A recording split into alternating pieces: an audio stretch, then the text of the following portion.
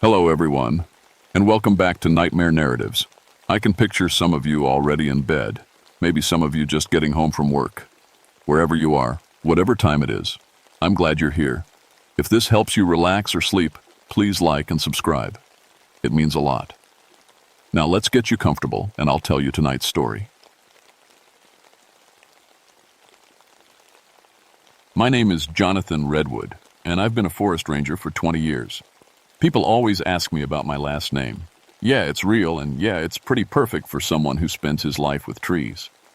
But after what happened on Mount Mitchell in the summer of 1975, I wonder if my name picked my job, or if something else was pulling the strings all along. Mount Mitchell is the highest peak east of the Mississippi River. Most folks don't know that. What they really don't know is what lives up there in those ancient forests. What I learned that summer changed everything I thought I knew about the woods I'd spent my whole life protecting. I was 48 then, old enough to know better, but still young enough to think I had all the answers. I had my forestry degree hanging on the wall of my little ranger station, and I could tell you the name of every tree species on that mountain. Red spruce, Fraser fir, yellow birch. I knew them like old friends. I'd walk those trails in the dark if I had to, counting my steps, knowing exactly where each big rock or fallen log would be. But that summer was different. The acid rain was killing everything. You could smell it in the air, this sharp, bitter smell that burned your nose. The high-elevation forests were dying fast. Beautiful old spruce trees that had lived for hundreds of years were turning brown and dropping their needles like they were giving up on life. The Fraser firs looked even worse, their branches bare and reaching up like skeleton arms. I'd seen forest fires and disease outbreaks before, but this was something else. This felt like murder. Every morning, I'd hike up to check on the worst areas. The fog would roll in thick and heavy, and when it touched your skin, it stung a little. That was the acid in it. I'd take my soil samples and check the pH levels, writing down numbers that got worse every week. The ground was becoming poison to the very trees that had grown there since before my great-grandfather was born. It broke my heart. These weren't just trees to me, they were living history. Some of the oldest ones had been seedlings when Cherokee families still lived in these mountains. They'd survived ice storms and droughts and everything nature could throw at them. But they couldn't survive what we'd put in the air. The Cherokee called this place sacred. I was starting to understand why. There was something about the silence up there, especially in the early morning fog. It felt like being in a church, if churches could be made of living wood and mountain stone. But lately the silence felt different, heavier, like the mountain was holding its breath. I started getting reports from hikers about strange things, trees that seemed to move when nobody was looking, branches that would block trails that had been clear the day before, sounds in the forest that didn't match any animal they knew. I figured it was just people being spooked by the dead and dying trees. A forest full of brown, bare branches can play tricks on your mind, makes shadows look like they're moving when they're not. At least that's what I told myself. The first sign that something was really wrong came on a Tuesday morning in late June. I was doing my usual tree health survey in the worst hit area, about 2 miles up the mountain from my station. I had my clipboard, my measuring tape, and my increment borer for taking core samples from the sick trees. I'd been checking the same dying red spruce for 3 weeks, watching it get worse. Its trunk was about 3 feet across, old growth, probably 200 years or more. The bark was starting to slip, and most of the needles were gone. According to everything I knew about tree death, this giant should have been completely gone by now. But when I got to it that morning, something was different. The tree was still dying, I could see that, but there were tiny green shoots growing from the base of the trunk. Fresh growth, bright and healthy in soil that should have been too acidic to support any life at all. I knelt down and tested the soil right around those little shoots. My pH meter gave me a reading of 7.2, almost perfectly neutral. I tested it again, thinking the meter was broken. Same reading. 2 feet away, the soil tested at 4.1, acidic enough to burn the roots right off a plant. I sat back on my heels and stared at that tree. In 20 years of forest management, I'd never seen anything like it. Trees don't just change the chemistry of their own soil. They can't. But something had. The weirdness started small, like it always does. The next week, I found 3 more dying trees with the same impossible recovery pattern. Healthy green shoots growing in neutral soil surrounded by ground so acidic it should have killed anything that tried to grow there. I called Dr. Sarah Chen, a forest pathologist I knew from the university. She drove up the next day with a truck full of fancy testing equipment and a head full of scientific theories. "Maybe it's mycorrhizal fungi," she said, kneeling beside the first recovered tree. "Some species can buffer soil chemistry."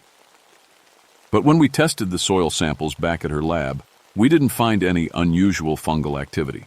What we found was worse than unusual. It was impossible. The soil around those healthy shoots wasn't just neutral. It was full of nutrients that shouldn't exist in these mountains. Trace minerals that you'd normally find hundreds of miles south. Organic compounds that don't occur naturally in temperate forests. "The lab must have mixed up the samples," Sarah said, but she didn't sound convinced. We went back up the mountain and took new samples. Same results. That's when the equipment started acting up. My soil pH meter would work fine until I got within 10 feet of one of the recovered trees. Then it would start giving crazy readings. Negative numbers over 14, readings that weren't chemically possible. Sarah's electronic instruments did the same thing. "Electromagnetic interference," she muttered, but she was frowning. "Maybe there's iron ore deposits affecting the equipment." We tried different instruments. We tried taking measurements from farther away. Nothing worked. It was like the trees themselves were jamming our electronics. But the really strange part wasn't the equipment failures. It was what started happening to the forest itself. I'd been walking the same trails for 20 years. I knew every turn, every big rock, every place where the path split. But suddenly, I kept getting lost. Not completely lost. I always knew which direction was which. But I'd take what I thought was the normal trail to check on a particular grove, and I'd end up somewhere completely different. Trails that should have led north would take me west. Paths I'd walked 100 times would dead end at walls of thick brush that I swear hadn't been there the day before. Other rangers started reporting the same thing. Jim Martinez, who'd worked these mountains almost as long as I had, called me on the radio one afternoon. "John, am I losing my mind or are these trails changing?" "What do you mean?" "I mean, I started at Commissary Ridge this morning, took the red trail like always, and ended up at the fire tower instead of the overlook. That's not possible." But it kept happening. Not just to rangers, but to hikers too. People who'd been coming to Mount Mitchell for years suddenly couldn't find their way to places they'd visited dozens of times. Then Sarah made a discovery that changed everything. She'd been taking core samples from some of the recovered trees, trying to figure out how they were healing so fast. Tree rings tell the story of a tree's life. Thick rings for good years, thin ones for bad years. Patterns that match up with Walru's, either records going back centuries. But these trees weren't following the rules. "Look at this," she said, showing me a cross-section under her magnifying glass. The outer rings looked normal, thin and stressed, like you'd expect from trees dying of acid rain. But underneath, there were rings that were impossible. Thick, healthy rings that suggested massive growth during the past 5 years. "That's not right," I said. "These trees have been dying for 5 years." "I know. But according to these rings, they've been growing like crazy during the same period. Look at this section here." She pointed to a ring that was almost an inch thick.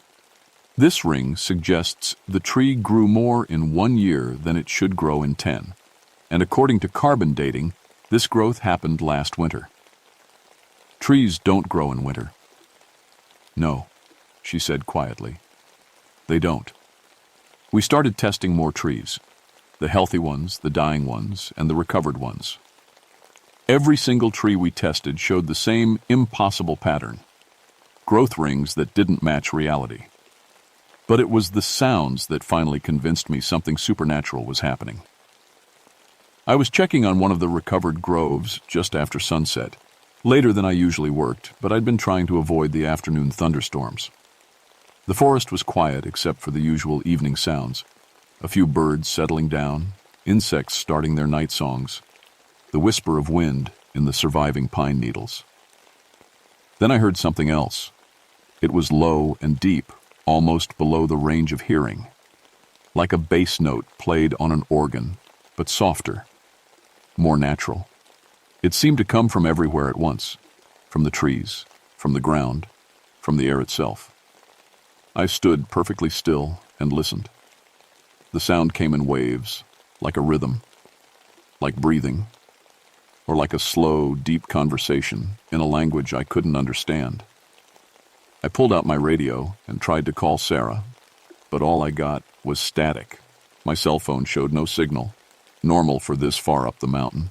But my portable weather radio, which always picked up the NOAA station, was dead silent.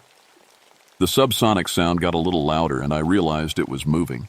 Not moving through the forest like a wind would move, but moving from tree to tree, like it was traveling along the root systems underground. I followed it. I know that sounds crazy now, but at the time it seemed like the only reasonable thing to do. I was a scientist, sort of. I needed to understand what I was hearing. The sound led me off the main trail, through a section of forest I thought I knew well. But the trees seemed different in the growing darkness. Taller, older. Their branches reached across the path in ways that blocked out more starlight than they should have. I used my flashlight, but the beam seemed weak and thin, like the darkness was thicker here. The subsonic sound led me upward toward the summit, but along a route I'd never taken before. The path was clear enough, covered in soft pine needles that muffled my footsteps.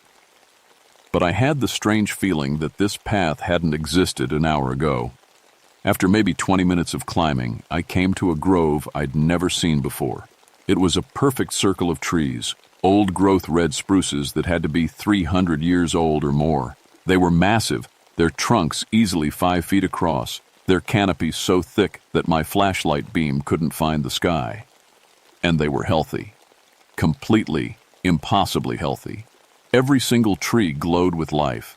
Their bark was rich and dark, their needles thick and green.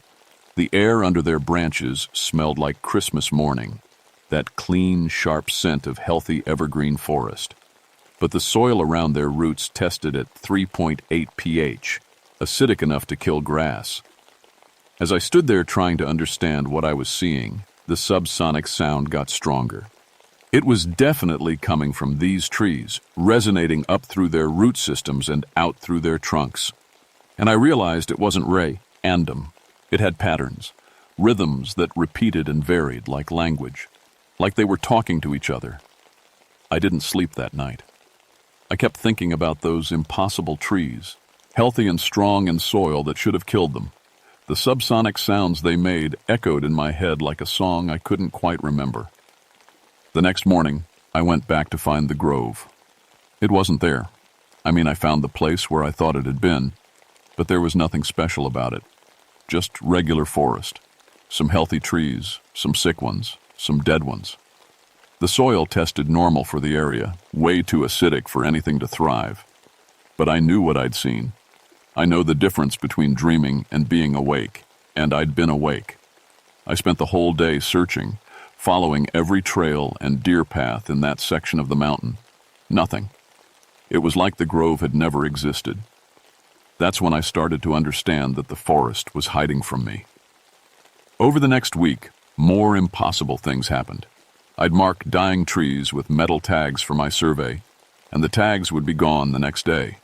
Not fallen off or removed by vandals. Gone like they'd never been attached at all. I'd set up monitoring equipment to measure soil chemistry overnight, and in the morning I'd find it moved to different locations. Not damaged or broken, just carefully relocated to spots where the readings would be normal. Other rangers reported similar problems. Equipment that worked fine everywhere else would malfunction on Mount Mitchell. GPS units would show impossible locations. Digital cameras would take pictures that didn't match what the photographer was looking at. The local Cherokee communities started avoiding the mountain entirely. I talked to Robert Crow Feather, an elder I'd known for years. He and his family had been coming up to Mount Mitchell for ceremonies and plant gatherings since before it was a state park. The spirits are angry, he told me when I asked why they'd stopped coming. The trees are sick because the rain is poison. The old ones are waking up to fight back. What old ones? He looked at me like I was asking what color the sky was.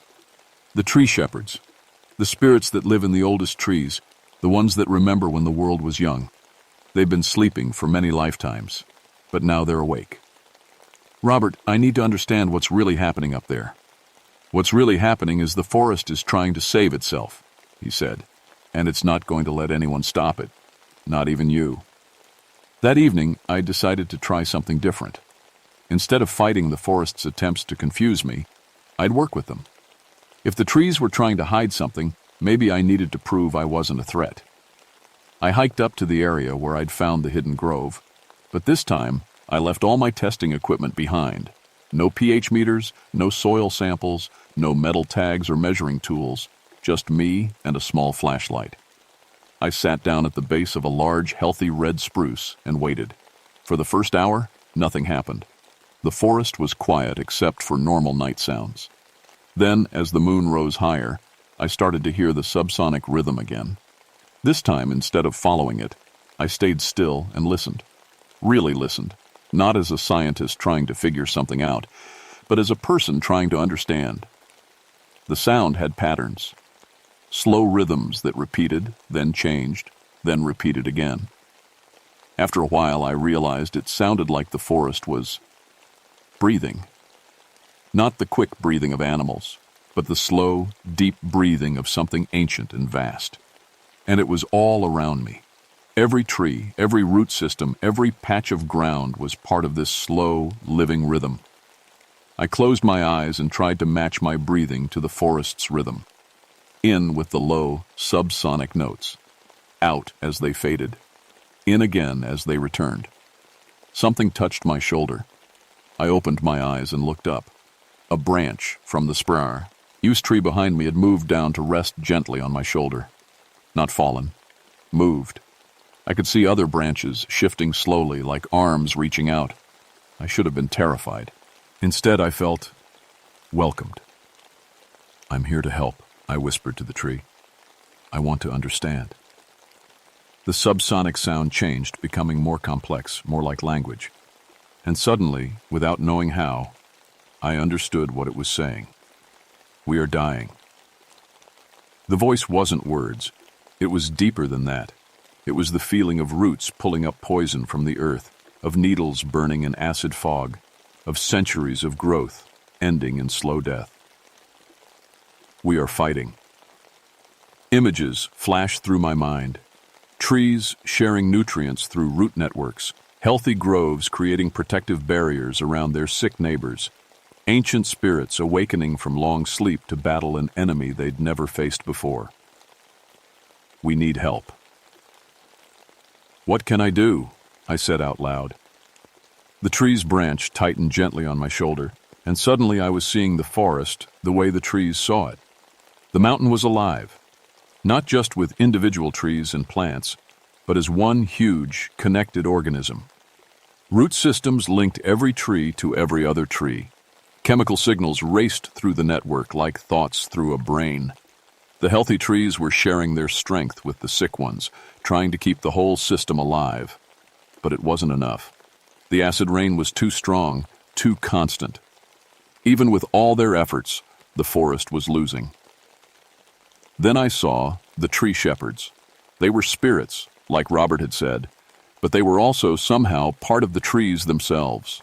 Ancient consciousnesses that lived in the oldest, strongest trees and watched over the whole forest. They'd been sleeping for generations, but the crisis had awakened them. They were the ones moving the trails, hiding the equipment, creating the healthy groves in impossible soil.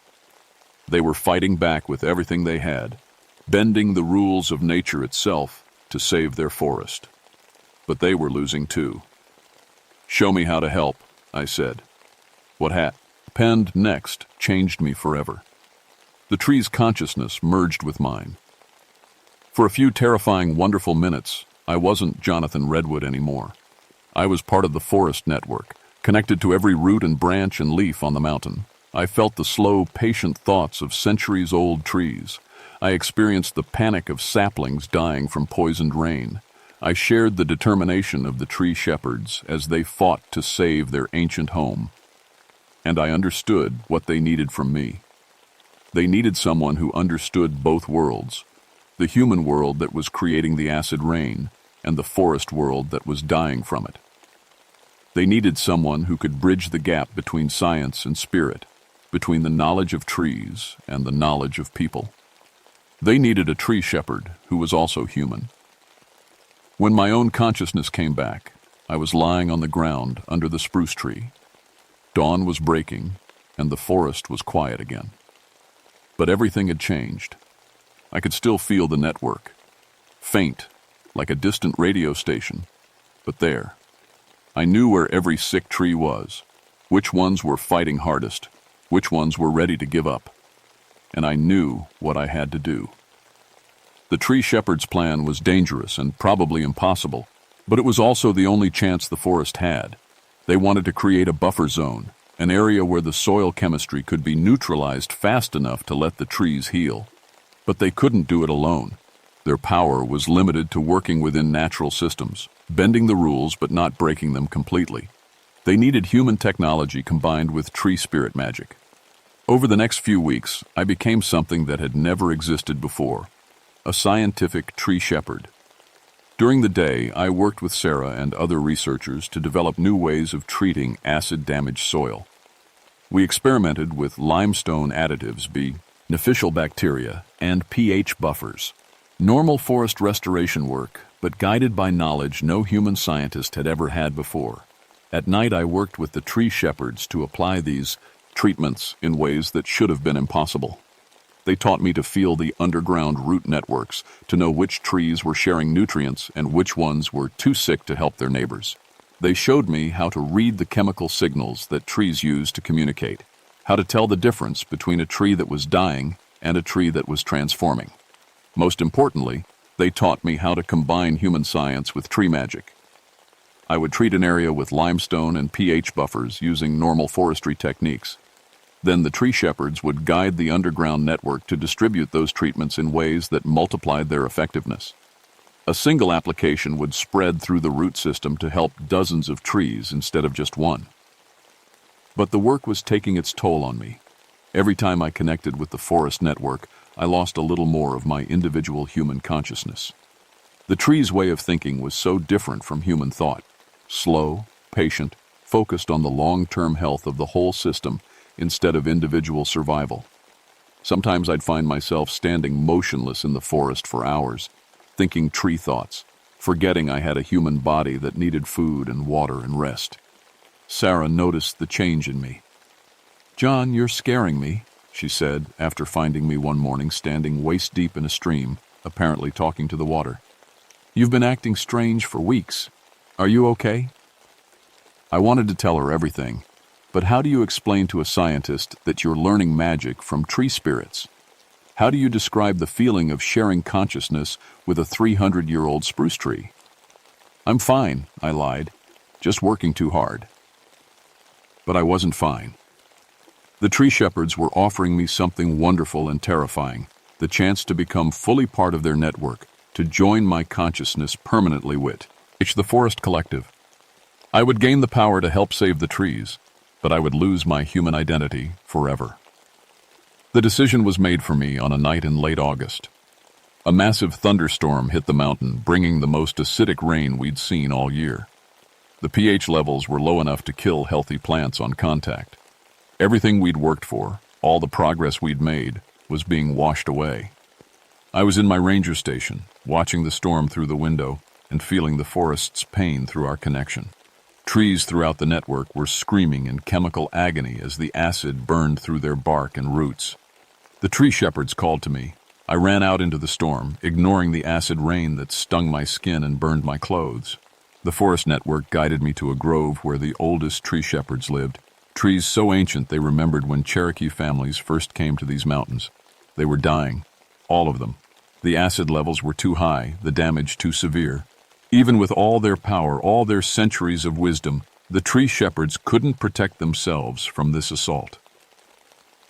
"Join us completely," they said without words. "Share our power. Help us save what can be saved." I knew what they were asking. I would become like them, a consciousness that lived in the forest network, helping to guide and protect the trees. My human body would remain, but my human mind would be absorbed into something larger. I would save the forest, but I would stop being Jonathan Redwood. Will it work? I asked. We don't know, they admitted, but it's the only chance we have left. The rain burned my face as I made the hardest decision of my life. Yes, I said.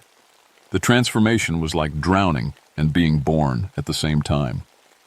My individual consciousness dissolved into the vast, slow thoughts of the forest network. I felt myself spreading out through miles of root systems, experiencing life from the perspective of hundreds of trees at once. My human memories became just one small part of a collective memory that stretched back centuries. But I also felt power, like nothing I'd ever imagined. Working together, the tree shepherds and I began to fight back against the acid rain.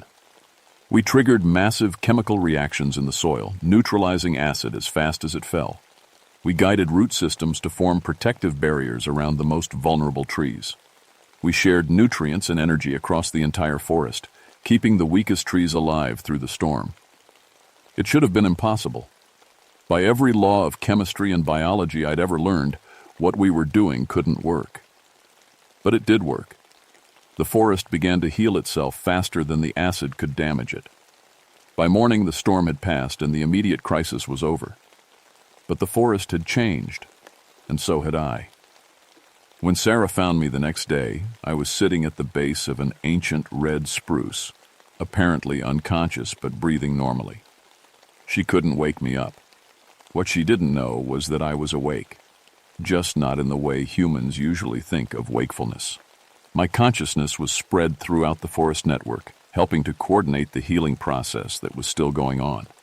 It took me 3 days to remember how to concentrate enough to speak with my human voice. I'm okay, I told her when she was about to call for a medical helicopter. Just tired. But I wasn't the same person who'd run into the storm.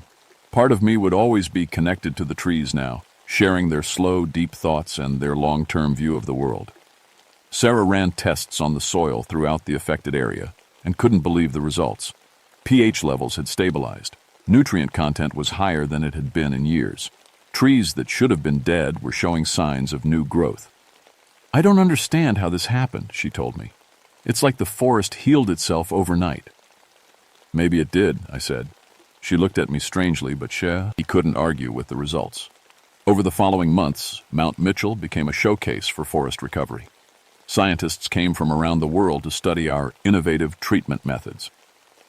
I wrote reports about limestone applications and pH buffering techniques, careful to describe everything in terms that made scientific sense. I never mentioned the tree shepherds or the forest network or the way trees could share consciousness with humans if they chose to. But the real work continued at night. The tree shepherds had learned something important from our battle with the acid rain. They needed permanent human allies if they were going to protect their forest in the modern world. They began reaching out to other people who worked closely with trees, foresters, botanists, park rangers like me. Not everyone could handle the connection. Most people's minds weren't flexible enough to merge temporarily with tree consciousness. But a few could, and they became a new kind of guardian.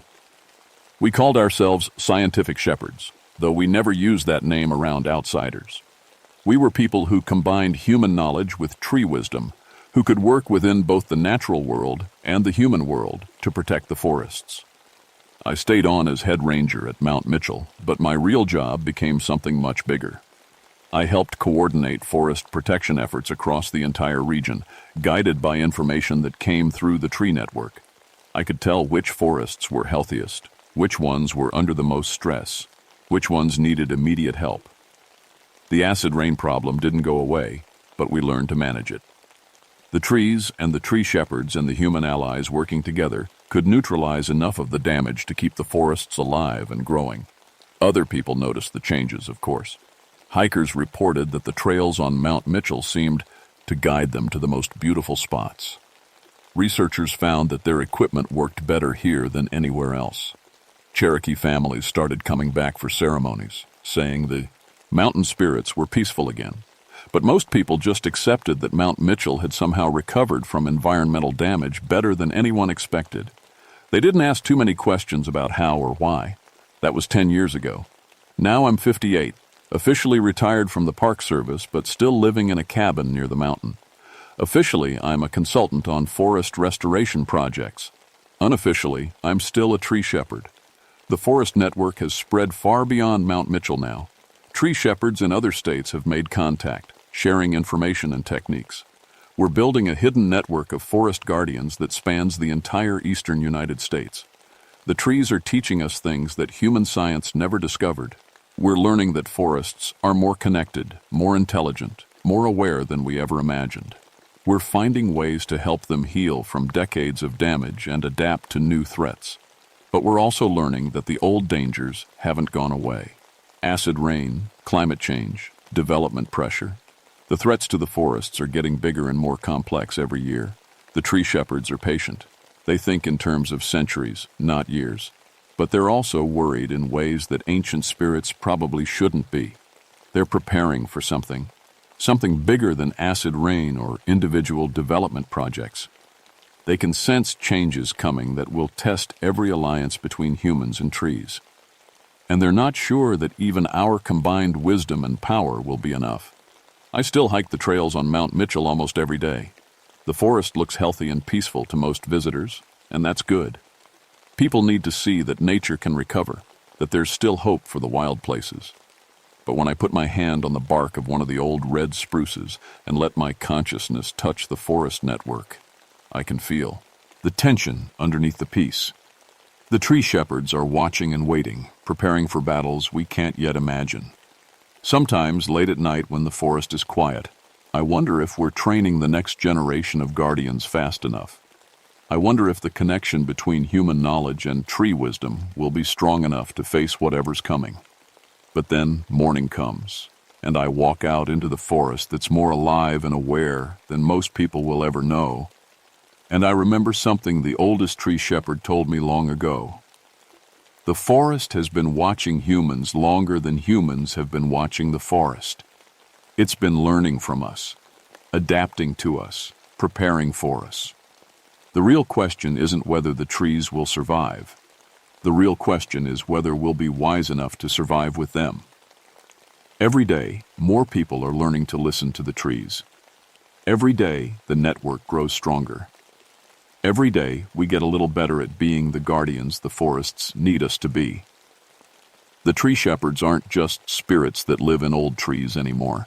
They're everyone who understands that humans and forests need each other to survive. They're everyone who knows how to listen when the trees try to teach us. And if you've read this far, if you're starting to wonder whether the trees around your own home might be more aware than you thought, then maybe you're ready to become one too. The forest is always listening. The question is, are you ready to hear what it has to say?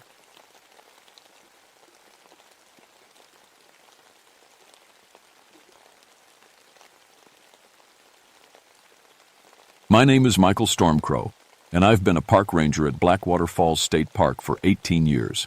That's 18 years of pulling bodies out of water, 18 years of teaching people how dangerous these mountains can be, and 18 years of telling myself that every death has a reason. I used to be a firefighter before this. Had a wife, Sarah, and twin boys, Tommy and Jake. They died in a house fire while I was out on a call, saving someone else's family. The irony wasn't lost on me. After the funerals, I couldn't stand the smell of smoke anymore, couldn't handle the sirens. So I came here to the mountains of West Virginia, where the only thing burning was the fall leaves, and the only sirens were the wind through the pines. Water became my specialty after that. Swift water rescue, hydrology monitoring, teaching tourists about currents and undertows. Maybe because water seemed cleaner than fire. Maybe because drowning victims looked peaceful, not like my family. October of 1984 was different, though. The drought had been going on for 3 months, and the water levels were the lowest anyone had seen in 50 years. Parts of the falls that had been hidden underwater for decades were now exposed, showing cave mouths behind the cascades that local maps didn't even mention. The old-timers in the nearby towns started talking more than usual. Stories about the Seneca Indians who used to live here, about water spirits that demanded respect. about people who went swimming in certain pools and never came back up, their bodies never found even after weeks of searching.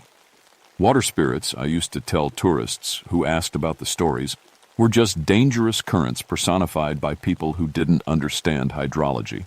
I was wrong about that, dead wrong. The first sign something was off came on a Tuesday morning in mid-October. I was doing my regular safety check of the main swimming area when I found Mrs. Henderson's golden retriever, Max, standing at the edge of the water, whimpering. That dog loved the water more than anything, would dive right in after sticks, tennis balls, even leaves that fell too close to shore. But now he wouldn't go near it. He'd creep up to about 3 feet from the water's edge, then start backing away, fur standing up on his neck. When I threw a stick into the shallow end where he usually played, Max just whined and ran back to the parking lot. Animals know things. In my years out here, I've learned to pay attention when they act strange. That same day, I noticed the fish were gone from Miller's Pool, the deep swimming hole about half a mile downstream. Not dead fish floating on the surface, just gone. The water was crystal clear, clearer than I'd ever seen it, but empty. No minnows, no bass, not even the tiny bluegills that usually swarmed around the rocks. I tested the water quality, checked for chemical runoff, even called in a guy from the state environmental office. Everything came back normal. Perfect, even. The water was so pure it practically sparkled. But pure water shouldn't be empty water. I started keeping a log of the strange things I noticed. The way certain sections of the creek ran colder than others, even though there was no underground spring to explain it. How my compass would spin when I got too close to the newly exposed cave mouths. The fact that my usually reliable depth finder couldn't get a reading in some of the deeper pools. Most strange of all was the silence. These mountains were always full of sound. Birds, insects, the rustle of small animals in the brush. But near the water features, especially around the main falls, everything went quiet. Not the peaceful quiet of a calm evening, but the heavy, waiting quiet that comes right before something bad happens. I told myself it was the drought.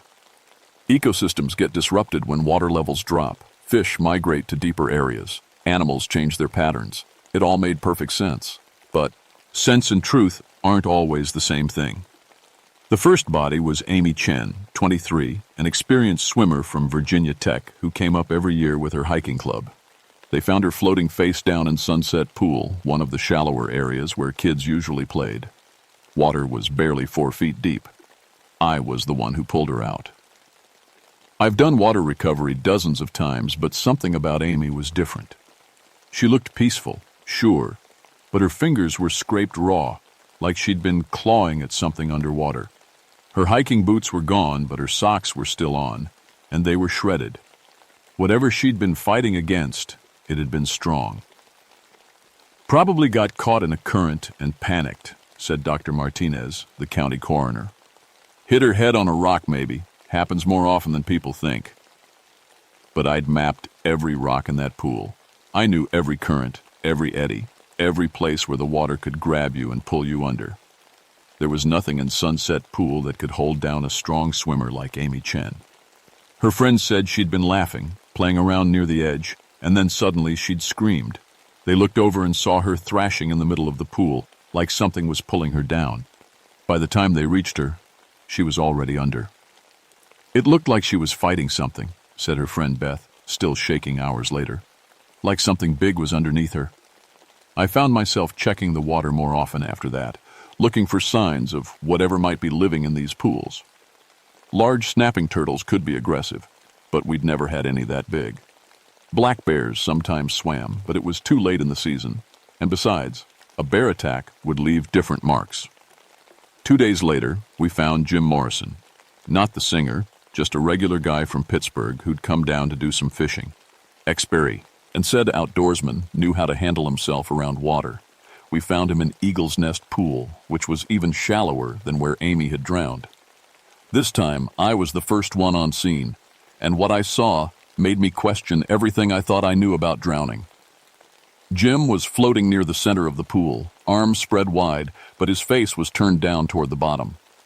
When I waded in to get him, I noticed something that made my skin crawl. There were drag marks in the sandy bottom of the pool, like something large had moved across it. The marks led from the shallow end straight to where we found Jim, then continued toward the back of the pool where the newly exposed cave mouth yawned like a hungry throat. But the really strange part was Jim's expression. I've seen a lot of drowning victims, and they usually look terrified, even after death. Jim looked curious, like he'd seen something interesting right before he died. His eyes were wide open, staring down through the clear water at something I couldn't see. I got the dive team out there that afternoon.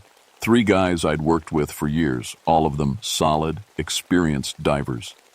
They went down to check the cave entrance, see if there was something in there that might explain what was happening to people. They came back up 20 minutes early, all of them spooked. "There's something wrong with that cave," said Pete, the team leader. "My depth gauge was going crazy, showing impossible readings.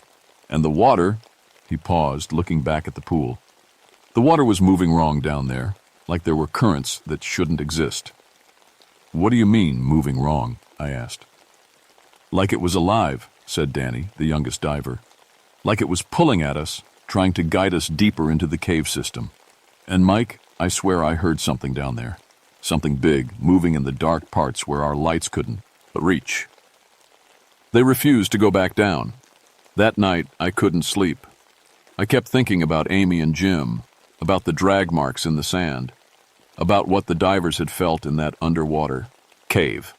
I got up around 2 a.m. and drove back to the park, telling myself I just wanted to check the area, make sure it was properly marked as off-limits. The falls were different at night.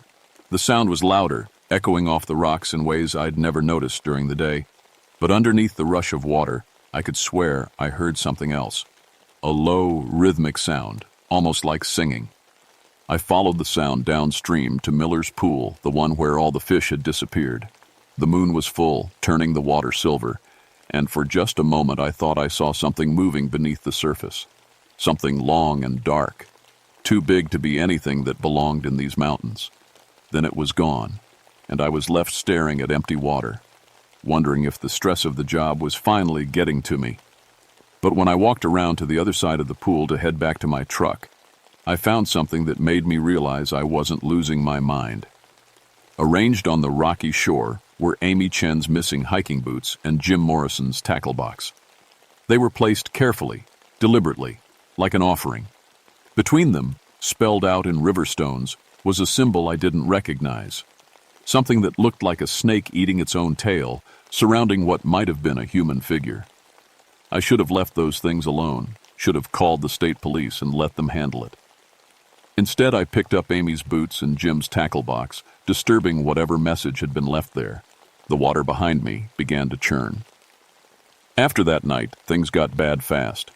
Over the next 2 weeks, we lost 4 more people, all of them in different pools throughout the waterfall system. Each death was stranger than the last. Sarah Webb, a local teacher, drowned in 3 feet of water while her husband was literally holding her hand. He said something wrapped around her ankle and yanked her away from him, with incredible force. By the time he could react, she was already 20 feet away, face down in the deepest part of Whirlpool Basin. Marcus Turner, a college kid from Maryland, was found floating in Cascade Pool with his waterproof camera still around his neck. When we developed the film, the last photos showed something I still have nightmares about. A massive eye, bigger than a dinner plate, staring up at the camera from the depths of the pool. The eye was intelligent, ancient, and absolutely furious. The worst was little Emma Rodriguez, 8 years old, who'd been playing in the kiddie area with her parents watching from 10 feet away. They said she'd been laughing, splashing around in ankle-deep water when suddenly she went completely still.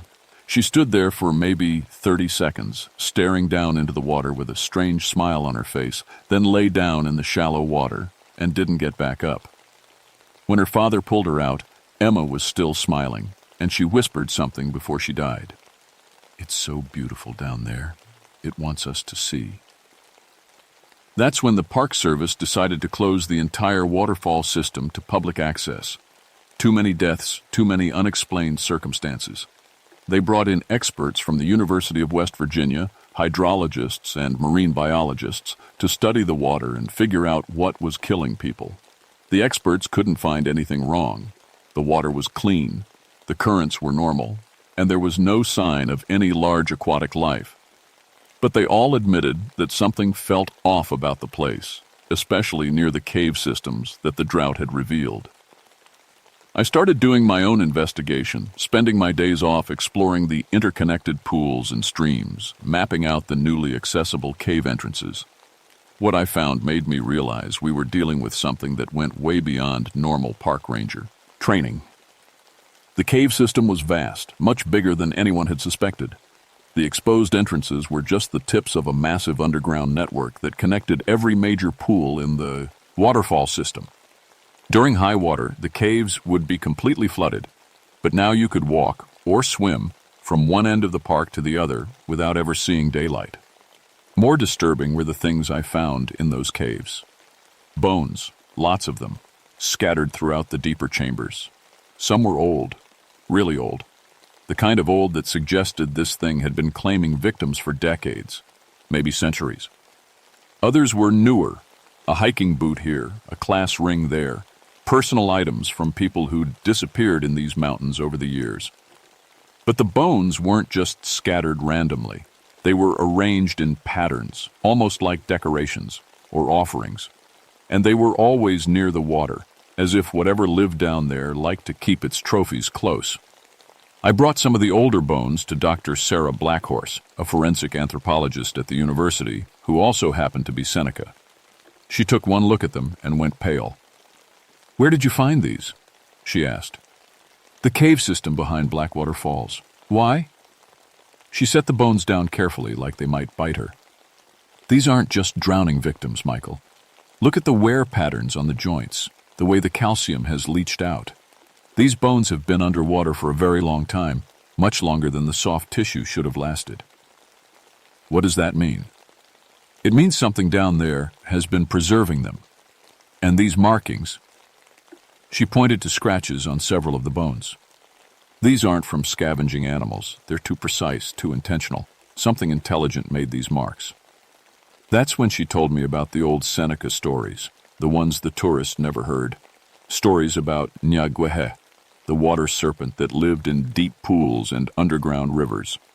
According to legend, Nyagwehe was originally a protector spirit, guarding sacred waters and ensuring the health of the aquatic ecosystem. But spirits can be corrupted, Dr. Blackhorse explained. When too many people die in the water, when too much fear and pain gets absorbed, even a protective spirit can become something else, something hungry. "You think there's actually a giant snake living in these caves?" She was quiet for a long moment. "I think something is down there that's older and angrier than we can imagine. And I think it's been feeding on death for so long that it's forgotten its original purpose." That night, I made a decision that nearly cost me my life. I was going into the cave system to see this thing for myself. If there really was something down there killing people, I had to know what it was. I had to understand it if I was going to stop it. I went in through the entrance behind Eagle's Nest Pool, the same cave where the divers had felt something wrong. I had a waterproof flashlight, an underwater camera, and enough air in my tank to stay submerged for 45 minutes. The cave was bigger than I'd expected, opening up into a vast underwater chamber that stretched beyond the reach of my light. The walls were covered with more of those bone decorations, human remains arranged in spirals and geometric patterns that hurt to look at. But it was the sound that really got to me. That low, rhythmic noise I'd heard from the surface was much clearer down here, and it definitely wasn't just water flowing through rocks. It was singing, a wordless melody that seemed to come from everywhere at once. It was beautiful and terrifying, and it made me want to swim deeper into the darkness to find its source. That's when I saw it. Moving through the far end of the chamber was something that shouldn't exist. At first, I thought it was just a massive fish, maybe a sturgeon that had somehow found its way into the cave system. But as it turned toward my light, I realized I was looking at something much stranger and much more dangerous. It was easily 30 feet long, serpentine, but with features that seemed almost human around the head and shoulders. Its scales caught my flashlight beam and threw it back in patterns of blue and green and silver. But it was the eyes that made me forget how to breathe. They were intelligent, Not animal intelligent, but human intelligent, maybe more than human. They looked at me with recognition, with curiosity, and with a sadness so deep it felt like drowning just to meet its gaze. The creature, Niagwehe, I found myself thinking, approached slowly, gracefully, moving through the water like it was flying. When it was close enough that I could have reached out and touched its massive head, it opened its mouth and sang that haunting melody directly at me. And suddenly I understood. This wasn't a monster. This was a guardian, a protector that had been twisted by centuries of absorbing the fear and pain of drowning victims. Every person who had died in terror in these waters had fed their anguish to this ancient spirit until it had forgotten how to do anything but consume more of the same. It didn't want to kill people. It was compelled to, driven by an addiction to the very emotions it had once tried to prevent. As I floated there in that underwater chamber, staring into those ancient, sorrowful eyes, I realized that killing this creature wouldn't solve anything. It would just create another tragedy, another death, to add to the centuries of pain these waters had already absorbed. I had to find another way, but the creature wasn't done with me yet. As I tried to back away, to return to the surface and process what I'd seen, Niagwehe moved to block my exit. Not aggressively, but deliberately, like it wanted me to stay and listen. Then it began to show me things. Water, it turns out, holds memory. Not just chemical traces, but actual experiences, emotions, the last moments of everyone who had ever died in these mountains. Through some kind of psychic connection, the creature shared those memories with me, and I lived through every drowning death that had ever occurred in Blackwater Falls. I felt Amy Chen's confusion as something grabbed her ankle and pulled her down, her desperate fight against an irresistible force. I experienced Jim Morrison's wonder as he saw the creature for the first time, his fascination overcoming his fear until it was too late to surface. I lived through dozens of other deaths, going back decades, each one feeding the creature's growing hunger for more. But the worst memory it showed me wasn't from the falls at all. It was from my own past, from the night my family died. I watched through the creature's perception as water pipes burst in my house, flooding the basement and shorting out the electrical system that could have powered the smoke detectors. I saw how the creature had been trying to help, to create enough water to put out the fire, but it only made things worse by trapping my family upstairs while smoke filled the lower floors. It had been trying to save them. Instead, it had killed them. That's when I understood the real horror of what Niagwehe had become. It was trapped in a cycle of trying to protect people and accidentally destroying them, then feeding on their terror and death, because that was the only emotion left for it to consume. Every attempt to help resulted in more tragedy, which drove it deeper into its corrupted nature. And now it wanted me to join it, to become part of its endless underwater vigil. Not because it was evil, but because it was so terribly, desperately lonely. The creature wrapped itself around me, not crushing but embracing, and I felt its song vibrating through my bones. It was offering to let me drown peacefully, to join the consciousness that lived in these waters, to help it bear the weight of all the sorrow it had accumulated over the centuries. For a moment, I almost said yes. The idea of letting go, of not having to carry the guilt of my family's death anymore, was incredibly tempting. Down here in the darkness, surrounded by the creature's ancient sadness, my own pain seemed small and manageable. But then I remembered why I'd become a ranger in the first place, not just to escape my grief, but to prevent other people from experiencing the same loss I had. If I died here, if I let this cycle continue, more families would be destroyed, more children would grow up without parents, more spouses would face empty beds and silent houses. I couldn't save my family, but I could still save others. So instead of giving in to the creature's embrace, I did something that probably should have gotten me killed. I reached out and touched its massive head, making direct contact with its thoughts and memories, and I started to sing back. Not the haunting melody of sorrow and loss that had echoed through these caves for centuries, but something different. A song of healing, of forgiveness, of the possibility that even the most profound grief could be transformed into something useful instead of destructive. I sang about my family, about the love I'd felt for them and the joy they'd brought into my life before they died. I sang about the people I'd saved during my years as a firefighter and as a ranger, about the difference one person could make when they chose to help instead of harm. And slowly, incredibly, the creature began to change. The bone decorations that covered the cave walls started to dissolve, decades of accumulated death releasing its hold on this place. The water around us grew warmer, cleaner, filled with a sense of peace I hadn't felt since before my family died. Nyagwehe's eyes cleared, and for the first time in centuries, it remembered its original purpose, not to consume death, but to prevent it, not to feed on fear, but to transform it into something useful. The creature released me gently, nudging me toward the surface with what could only be described as affection.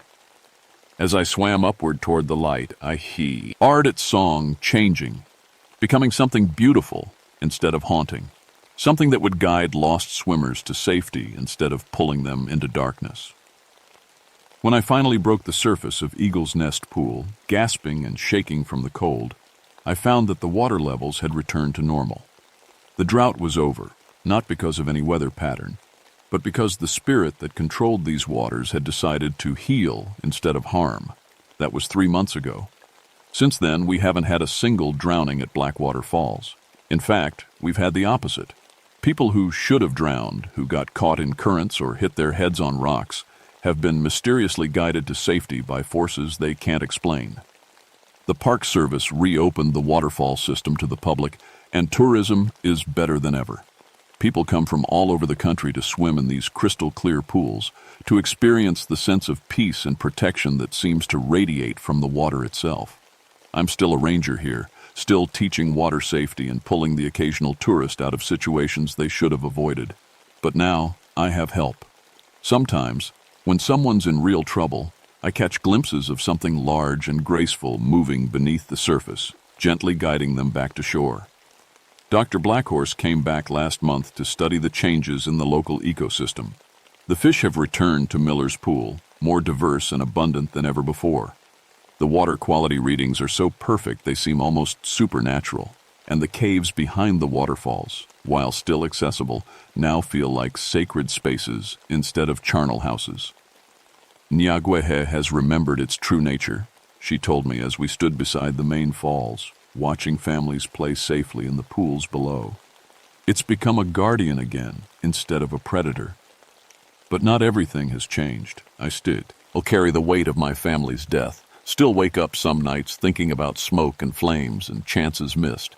The difference now is that I understand how grief can be transformed, how even the deepest sorrow can become a source of strength instead of destruction. I've started teaching a new kind of water safety class, one that includes respect for the history and spirituality of these mountains. I tell people about the Seneca traditions, about the importance of approaching natural places with humility instead of arrogance. And sometimes, when the mood is right and the audience is receptive, I tell them about guardian spirits and the responsibility we all have to feed them love instead of fear. Most people think I'm just being colorful, adding local flavor to the standard safety briefing. But some understand. Some recognize the truth in what I'm saying, and they leave these mountains with a deeper appreciation for the forces that shape our world. Because here's what I've learned. Every place has its guardians, spirits that watch over the land and water and sky. Most of the time, we never notice them because they do their job quietly, preventing disasters instead of causing them.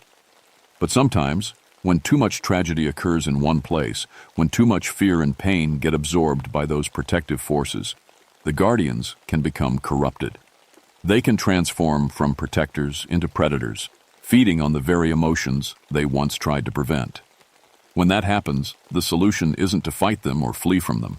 It's to remember their original purpose, to feed them love and respect and gratitude instead of terror and death. It's to help them remember what they were meant to be.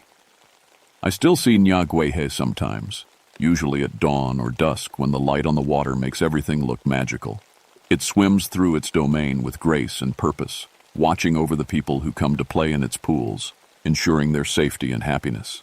And sometimes, when I'm sitting alone by the water thinking about my family, I feel its presence nearby, not threatening or demanding, just companionable. Like it understands loss and healing and the long journey from one to the other. The water spirits of Blackwater Falls are still here. They're still powerful, still ancient, still deserving of respect. But now they're guardians again instead of monsters, and that makes all the difference in the world. Some people ask me if I'm ever tempted to leave this place, to transfer to a different park where the history isn't so complicated. The answer is no, not anymore. This is where I belong, where I can do the most good, where I can help maintain the balance between the human world and the older, deeper forces that shape our reality. Because guardians, I've learned, come in all forms. Some have scales and live in underwater caves. Others wear ranger uniforms and carry rescue equipment. All of us are just trying to protect the people we care about. And sometimes, if we're very lucky, we remember how to do it with love instead of fear.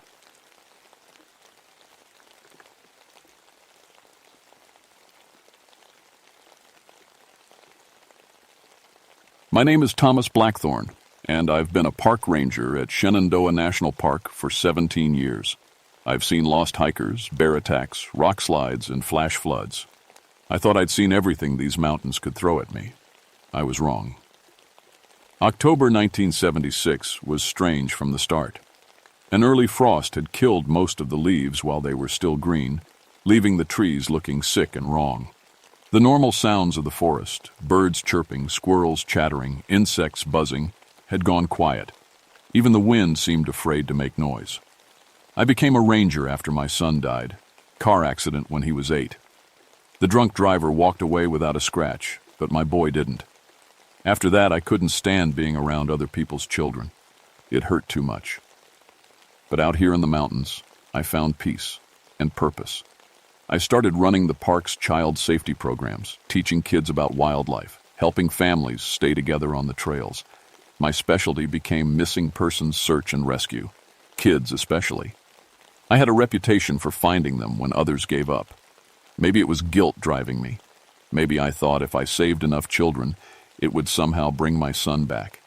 Either way, I was good at it. The Cherokee who used to live in these mountains had stories about children disappearing. They called them the Nunnehi, spirit children who lived forever, always looking for new friends to join their games. Just old stories, I told myself. Mountain folklore to explain the unexplainable.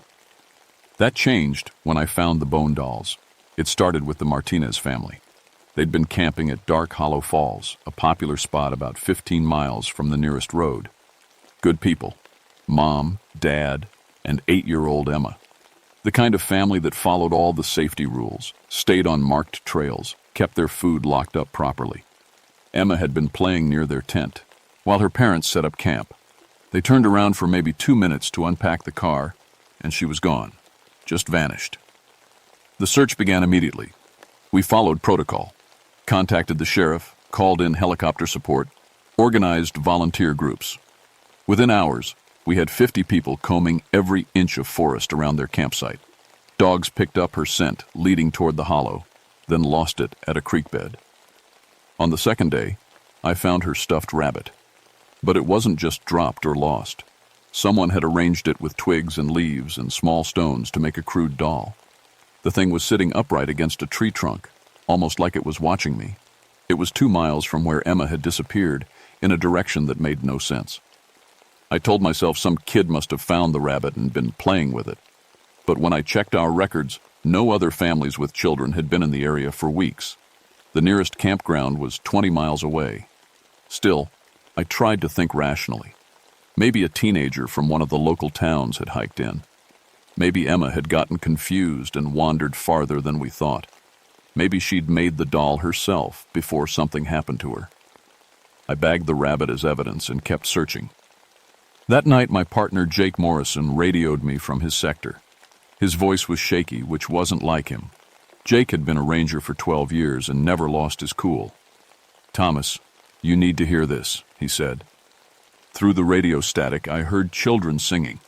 It was faint, but clear enough to make out the words, "Ring around the rosy, pocket full of posies, ashes, ashes, we all fall down." The song was coming from the direction of Dark Hollow Falls, the same area where Emma had vanished. But it was 3 in the morning. No children should have been out there. Jake, you sure that's not coming from somewhere else?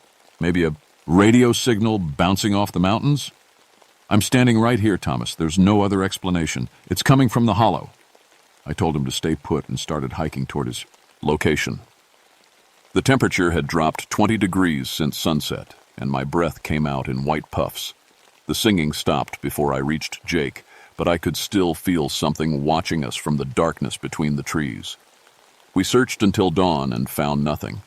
No children, no signs of human activity, just the endless silence of the dead forest. The third day brought new problems. Our search equipment started acting up. Compass needles spun in wild circles. GPS units showed impossible coordinates, sometimes placing us hundreds of miles away, sometimes in locations that didn't exist. Radio communications got spotty, filled with static and strange echoes. But we kept searching. Emma Martinez was still out there somewhere, and I wasn't giving up on her. Around noon, I was checking a section of rocky terrain when I saw them. Small handprints in the mud beside a stream. Child-sized, maybe Emma's. But they led straight to a sheer cliff face 30 feet high. No way a kid could climb that. I called for rope and climbing gear, but while I waited, I found more prints. Lots more. They covered the rocks at the base of the cliff, like dozens of children had been dancing there. Some prints looked fresh, others seemed older, worn by weather but still visible. That's when I noticed the toys. They were scattered around the base of the cliff in careful patterns. A wooden spinning top, a cloth doll with button eyes, a set of jacks made from what looked like animal bones, a toy car that seemed familiar, though I couldn't place why. None of them looked modern. The doll's dress was the kind children wore 50 years ago. The spinning top was hand-carved, not machine-made. Even the metal jacks looked old-fashioned. I started collecting them as evidence, but each one I picked up made me feel sick to my stomach, like they were important somehow, like they belonged to children who'd never grown up to put away their toys. That evening, our base camp radio picked up more voices. Not singing this time, just children talking and laughing. The sound came through clear as day, but when we tried to respond, we got nothing. Static. "Marco!" called a little girl's voice. "Polo!" answered what sounded like a boy. They were playing games. At night, in the middle of a wilderness area, while we were searching for a missing child. I grabbed my flashlight and headed toward the sound. My partner Jake tried to stop me. "Don't go out there alone, Thomas. Something's not right about this." But I had to know. If there were children in these woods, they might know what happened to Emma. They might need help too. I followed the voices deeper into the forest, toward Dark Hollow Falls. The temperature kept dropping, even though the weather forecast had called for a mild night. My flashlight beam seemed weaker than usual, like the darkness was fighting back. The voices led me to a clearing I'd never seen before, despite 17 years of hiking these trails. Ancient trees formed a perfect circle around a patch of dead grass. In the center sat more toys, arranged in neat rows, like someone was getting ready for a tea party. "Want to play with us?" The voice came from right behind me. I spun around, heart pounding, but saw nothing except shadows between the trees. "Who's there?" I called out. "Are you hurt? Do you need help?" Giggling answered me.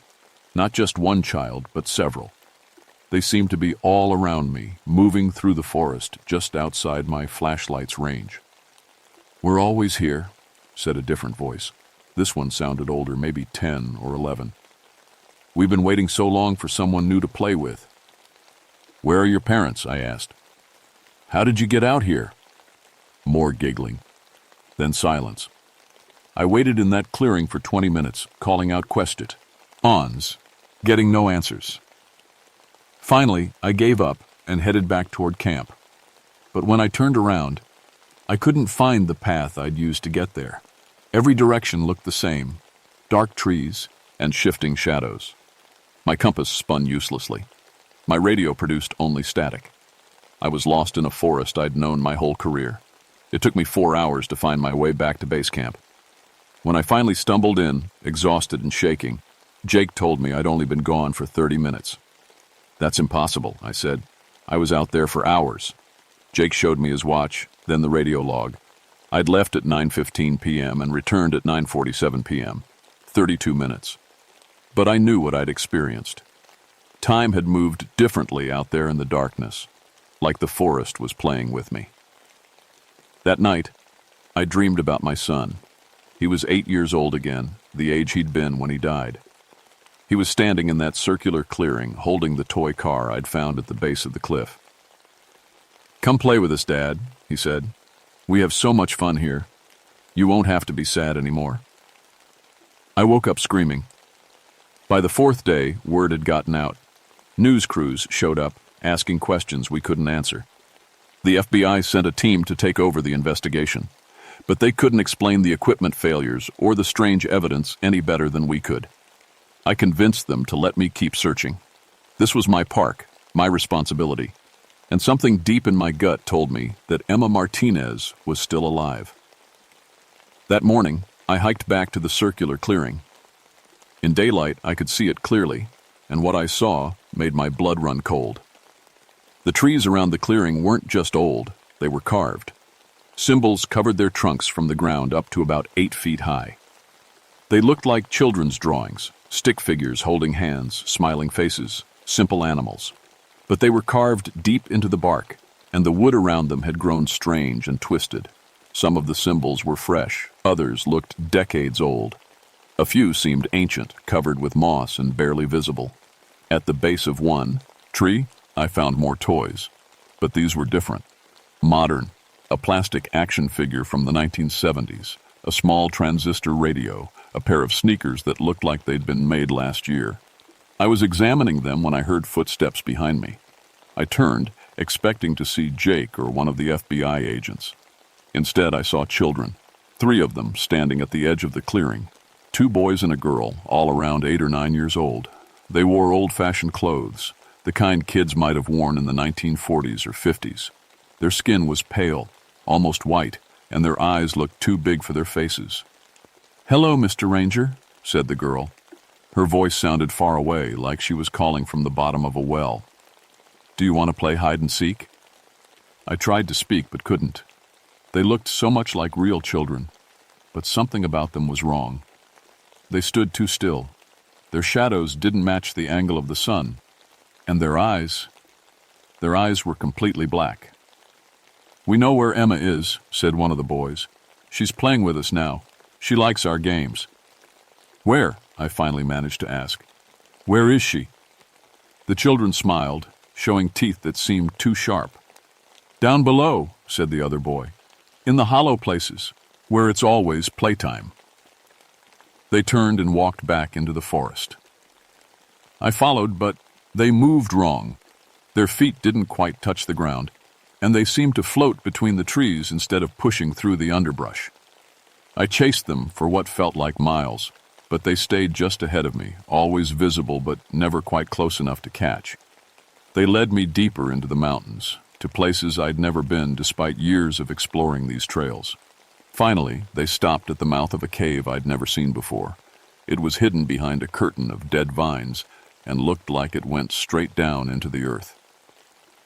"She's down there," says Aid, the girl. "Playing with all the others. They've been waiting so long for a new friend." "How many others?" I asked. The children giggled. "Lots and lots," said the first boy. "Children from all over. Some have been playing with us for a very long time." They stepped backward into the shadows and disappeared. Not walked away, just vanished, like they'd never been there at all. I called out, but got no answer. The forest had gone completely silent again. I stood at the mouth of that cave for a long time, trying to work up the courage to go inside. Everything about it felt wrong. The air coming out was too cold, and it smelled like old flowers and wet earth. But if Emma was down there... I radioed for backup and started into the cave. The passage sloped down steeply, carved from natural rock. My flashlight beam showed symbols painted on the walls, more children's drawings, but these were done in what looked like dark red paint. Or blood. The deeper I went, the more toys I found, scattered on the cave floor like breadcrumbs, a wooden horse on wheels, a set of dominoes made from bone, a music box that played a tune I almost recognized. And then I found something that made me drop my flashlight, a small metal truck painted blue with yellow stripes. I'd bought it for my son's 7th birthday. I'd buried it with him after the accident, but here it was, impossible as that seemed, sitting in a cave hundreds of miles from his grave. I picked it up with shaking hands. It was exactly the same, right down to the small chip in the blue paint where he'd dropped it on our kitchen floor. "I've been taking care of it for you, Dad." I spun around. My son stood in the cave passage behind me, exactly as I remembered him. 8 years old, brown hair, gap-toothed smile, but his eyes were solid black, just like the other children. "Danny?" I whispered. He nodded and stepped closer. "I've been waiting for you to find me. We all have. There are so many of us now, and we need grown-ups to play with sometimes." "You're dead, son. You died in the accident." "Did I?" He tilted his head like he used to when he was thinking hard about something. "I don't remember dying. I just remember playing. We play such wonderful games here, Dad, and we never have to stop. We never have to grow up." I reached out to touch him, but my hand passed right through his face. "You're not real," I said. "Real is boring," Danny replied. "Real means people get hurt and die and go away forever. Here, nobody has to leave. We can all be together." The sound of children singing drifted up from deeper in the cave. "Ring around the rosy, pocket full of posies." "Emma's down there, isn't she?" I asked. Danny nodded. She was so lonely. Her parents were always fighting, even when they pretended not to. She wished she could go somewhere where everyone would be happy. So we brought her home. The singing got louder. More voices joined in, dozens of children all singing together. "You have to let her go," I said. "She has parents who love her." "Do they?" Danny's black eyes seemed to look right through me. "Or do they love the idea of her? The way you love the idea of me?" I staggered backward.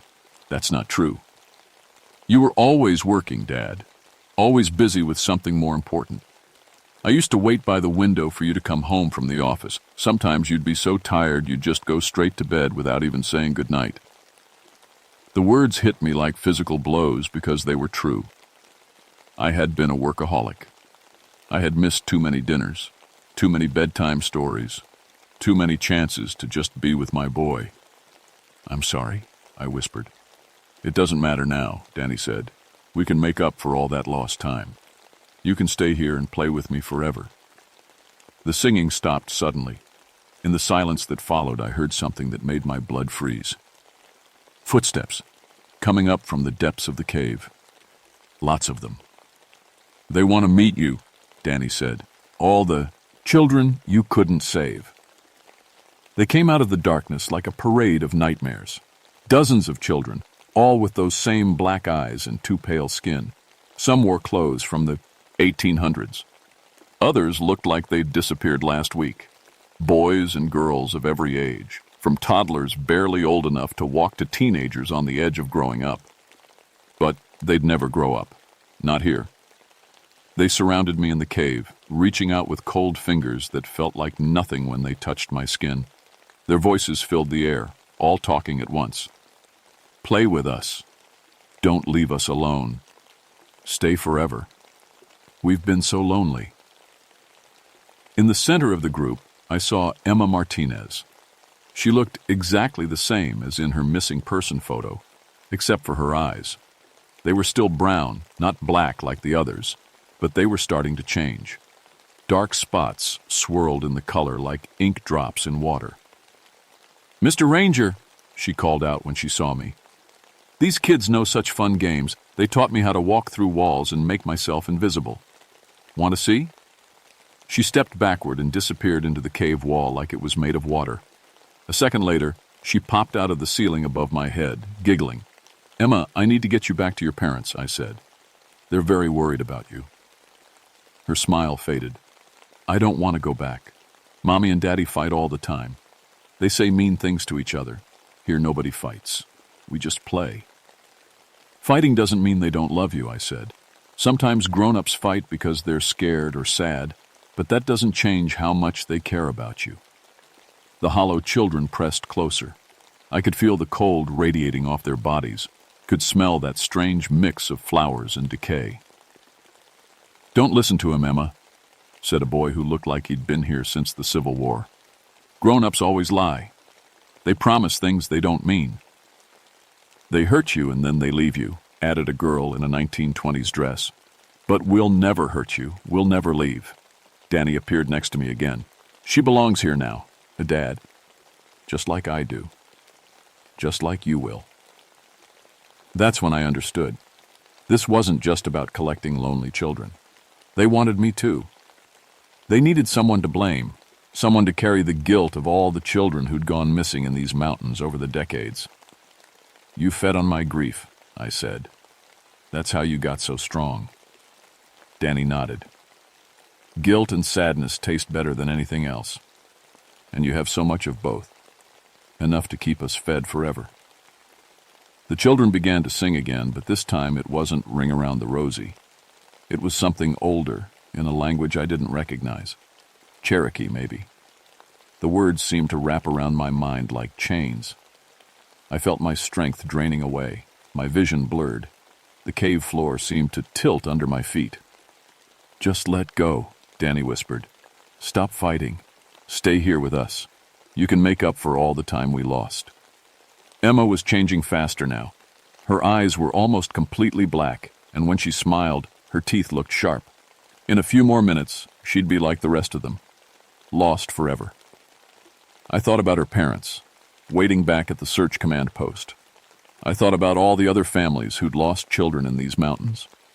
I thought about my own guilt and how it had poisoned everything good in my life. But I also thought about something the Cherokee elder had told me when I first started working in the park. The spirits feed on sorrow, but they fear joy. They can't touch someone who chooses love over grief. I pulled out my radio and turned it to the emergency channel. Static filled the air, but I started talking anyway. "This is Ranger Thomas Blackthorne. I'm in a cave system in the Dark Hollow Falls area. I have Emma Martinez with me, and I'm bringing her out." The hollow children hissed and drew back. The radio signal seemed to hurt them somehow. "You can't leave," Danny said, his voice no layam, longer sounding like my son. "We won't let you." "Yes, you will," I said. I looked at Emma, who was staring at me with those half-black eyes. "Emma, do you remember what your mom packed in? Your backpack? The special things she gave you for emergencies?" Emma blinked, and for a moment the brown color flickered back into her eyes. The whistle?" "That's right, the safety whistle. Can you blow it for me?" She reached into her pocket and pulled out a small silver whistle. When she put it to her lips and blew, the sound that came out was pure and clean and totally human. The hollow children screamed and scattered like roaches when you turn on a light. Even Danny flickered and faded. "Again!" I shouted. Emma blew the whistle 3 more times. Each blast seemed to push back the darkness to make the cave walls look more real and less like a nightmare. I grabbed her hand, solid and warm, not cold like the others, and ran for the cave entrance. Behind us, the children wailed and called out threats and promises, but they couldn't follow. The whistle had broken whatever spell held this place together. We burst out of the cave just as the sun was rising over the mountains. I could hear helicopters in the distance, search teams calling out our names. When I looked back, the cave entrance was gone, just a solid rock face covered with ordinary vines. Emma Martinez was reunited with her parents 6 hours later. The doctors at the hospital couldn't explain how she'd survived 4 days in the wilderness without food or water, but she seemed healthy, except for some memory loss. She couldn't remember much about where she'd been, just that she'd been playing with other children in a place where it was always playtime. Her eyes went back to normal brown within a few days. The official report said she'd gotten lost in an unmapped cave system and suffered mild hypothermia and disorientation. Case closed. No mention of the toys we'd found, or the radio transmissions, or the equipment failures. Just another successful search and rescue operation. But I knew better. I stayed, in the Park Service for another 10 years after that, but I was different. I could sense things now that I'd never noticed before. The wrongness in certain areas of the forest, the places where children shouldn't play alone. I started adding new warnings to the safety programs, teaching families to stay together, to carry whistles, to trust their instincts when something felt off about a location. More families listened than you might think. Word gets around about which ranger to trust. I also started talking to the Cherokee elders more, learning their stories about the spirits in these mountains. Turns out the Nunahai weren't the only things living in the hollow places. There were older spirits, hungrier ones, that had learned to imitate the legends to lure in new victims. The bone dolls still showed up sometimes, arranged in patterns near popular camping areas. I'd find them during my patrols and take them apart, scattering the pieces far from each other. It seemed to help, at least temporarily. I never saw Danny again, not the hollow version anyway. But sometimes, on quiet nights when I was hiking alone, I'd hear children singing in the distance. Not the hollow children. These voices were different, peaceful, like they were finally at rest. Maybe that's what happened when the cave collapsed.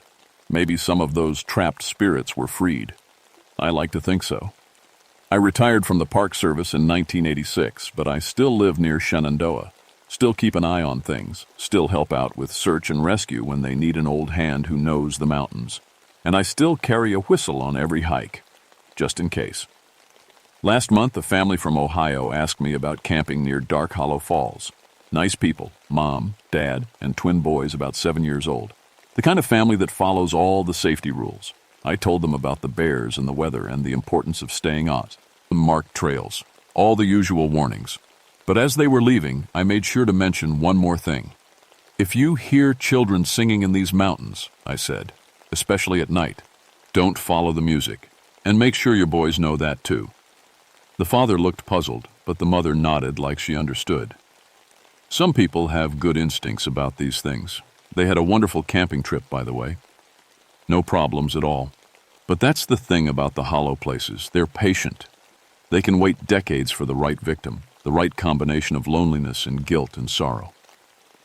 They're still out there, in the deep woods where the maps have blank spaces and the compass needles spin in circles, waiting for lost children, waiting for grieving parents, waiting for anyone foolish enough to follow the sound of laughter in the dark. So if you ever find yourself hiking in the mountains, and you come across toys arranged in patterns or children's voices where no children should be, remember what I've told you. Turn around. Walk away. Don't look back. And whatever you do, don't let them know you're listening. Some games are too dangerous to play.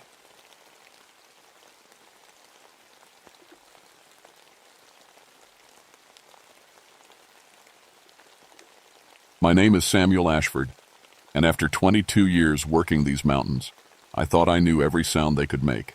The wind through the pines, the crack of ice on stone, even the way your own voice bounces back from the cliffs. But I was wrong. Dead wrong. I'm a park ranger at Grandfather Mountain in North Carolina. Been walking these trails since 1965 when I came back from Vietnam looking for some peace and quiet. The mountains gave me that, mostly. Up here, the only sounds that matter are the ones that keep you alive. Rockfall warnings, weather changes, the whistle you blow when someone's lost. November 1987 started like any other winter. First big snow came early, thick and heavy, closing the high roads and cutting us off from the outside world. That's normal. What wasn't normal was what happened 3 days into the storm. I was checking the radio tower up on Callaway Peak when I heard it. A whistle. Not the sharp blast of an emergency signal, but something else. Long and low, like someone calling across a great distance. It seemed to come from everywhere and nowhere at once. I stopped walking and listened hard. After 2 decades up here, you learn to pay attention when something doesn't sound right. The whistle came again, clearer this time. It sounded almost friendly, like someone saying hello. "Hello!" I called back, cupping my hands around my mouth. "You need help?" "Nothing. Just wind through the trees." I figured it was probably hikers who got caught by the storm. Happens all the time. People think they can handle mountain weather until they're stuck in 3 feet of snow with no way down. I changed direction and headed toward where I thought the sound came from. But after an hour of searching, I found nothing. No tracks, no campsites, no people, just snow and silence. That night, back at the ranger station, I called it in to my supervisor, Standard Prox. Ejur, any contact with possible lost hikers gets reported even if you don't find them. Probably just wind, he said. You know how weird the acoustics get up there in winter. I wanted to agree with him. I really did. Because in Vietnam, I learned to trust my ears. They kept me alive when my eyes couldn't, and my ears were telling me that whistle wasn't made by wind. The next morning brought more reports.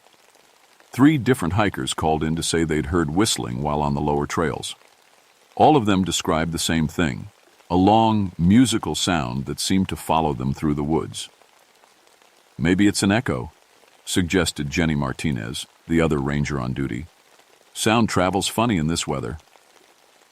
But I'd been thinking about it all night, and echoes don't work that way. Echoes copy what you make. They don't start conversations. I decided to investigate properly, grabbed my gear, radio, first aid kit, emergency whistle, and a small tape recorder I used for incident reports. If there really was someone out there making these sounds, I wanted proof. The trail to Rough Ridge was packed down from the other hikers, making for easy walking. About halfway up, I heard it again. That same long, low whistle coming from somewhere ahead of me. This time I was ready. I pressed record on the tape player and whistled back. 3 short blasts, the universal signal for, "I hear you, where are you?" What happened next made my blood run cold. The whistle answered. 3 short blasts, exactly like mine. But they came from behind me. I spun around, scanning the trail. Empty. No footprints in the fresh snow except my own. I looked at the tape recorder. The needle was jumping, recording something. But the sound hadn't come from any direction. It had just appeared. My hands started shaking, and not from the cold.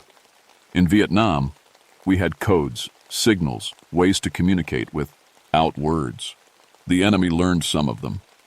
They'd use our own signals against us, whistle our formations back to us to cause confusion. But this wasn't Vietnam. This was North Carolina, and there was no enemy here. Was there? The reports kept coming in. By the end of the week, 12 different people had heard the whistling. But here's what bothered me. They all heard different things. Mrs. Patterson from Boone said it sounded like her late husband calling her name. A couple from Virginia claimed it was playing Happy Birthday because it was their anniversary. A group of college kids swore it was copying their conversation from earlier that morning, word for word. That's not how sound works. Sound doesn't change based on who's listening to it. I partnered up with Dave Rodriguez, another Vietnam vet who'd been working the mountains for 15 years. Dave had seen enough strange things to take the reports seriously, but he was also practical. "Let's figure this out," he said, loading his pack with equipment. "We'll triangulate the sound, record it from multiple positions, get some real data." We set out before dawn, taking positions on opposite sides of Rough Ridge. The plan was simple. When we heard the whistling, we'd both record it and compare the results. Basic science. At 7:43 a.m., it started. A long, mournful sound drifted across the valley. I hit record and checked my compass, trying to pinpoint the direction. The needle spun wildly like there was a magnet nearby. "Dave, you getting this?" I spoke into the radio. His voice crackled back, strange and distant. Sam, you need to hear this." "What is it?" It's playing Las Mañanitas, the song Maria used to sing to the kids." Maria was Dave's wife. She'd died in a car accident 3 years ago. I felt ice form in my stomach. "Dave, that's impossible." "I know it's impossible." His voice was shaking. "But I'm hearing it, Sam, clear as day. It's her voice, her exact voice, singing our daughter to sleep." The whistling stopped. The forest went dead silent. No birds, no wind, no small animals rustling in the brush. Even our radios went quiet. Then it started again. But now it was coming from right behind me. I turned around slowly, afraid of what I might see. Nothing, just trees and snow. But the sound was so close I could feel it, like someone was standing next to my ear and humming. That's when I realized what it was doing. It wasn't just making noise. It was listening first, learning, then giving back what it thought we wanted to hear, like a twisted game of telephone. "Dave," I whispered into the radio. "Dave, respond." Static. "Dave."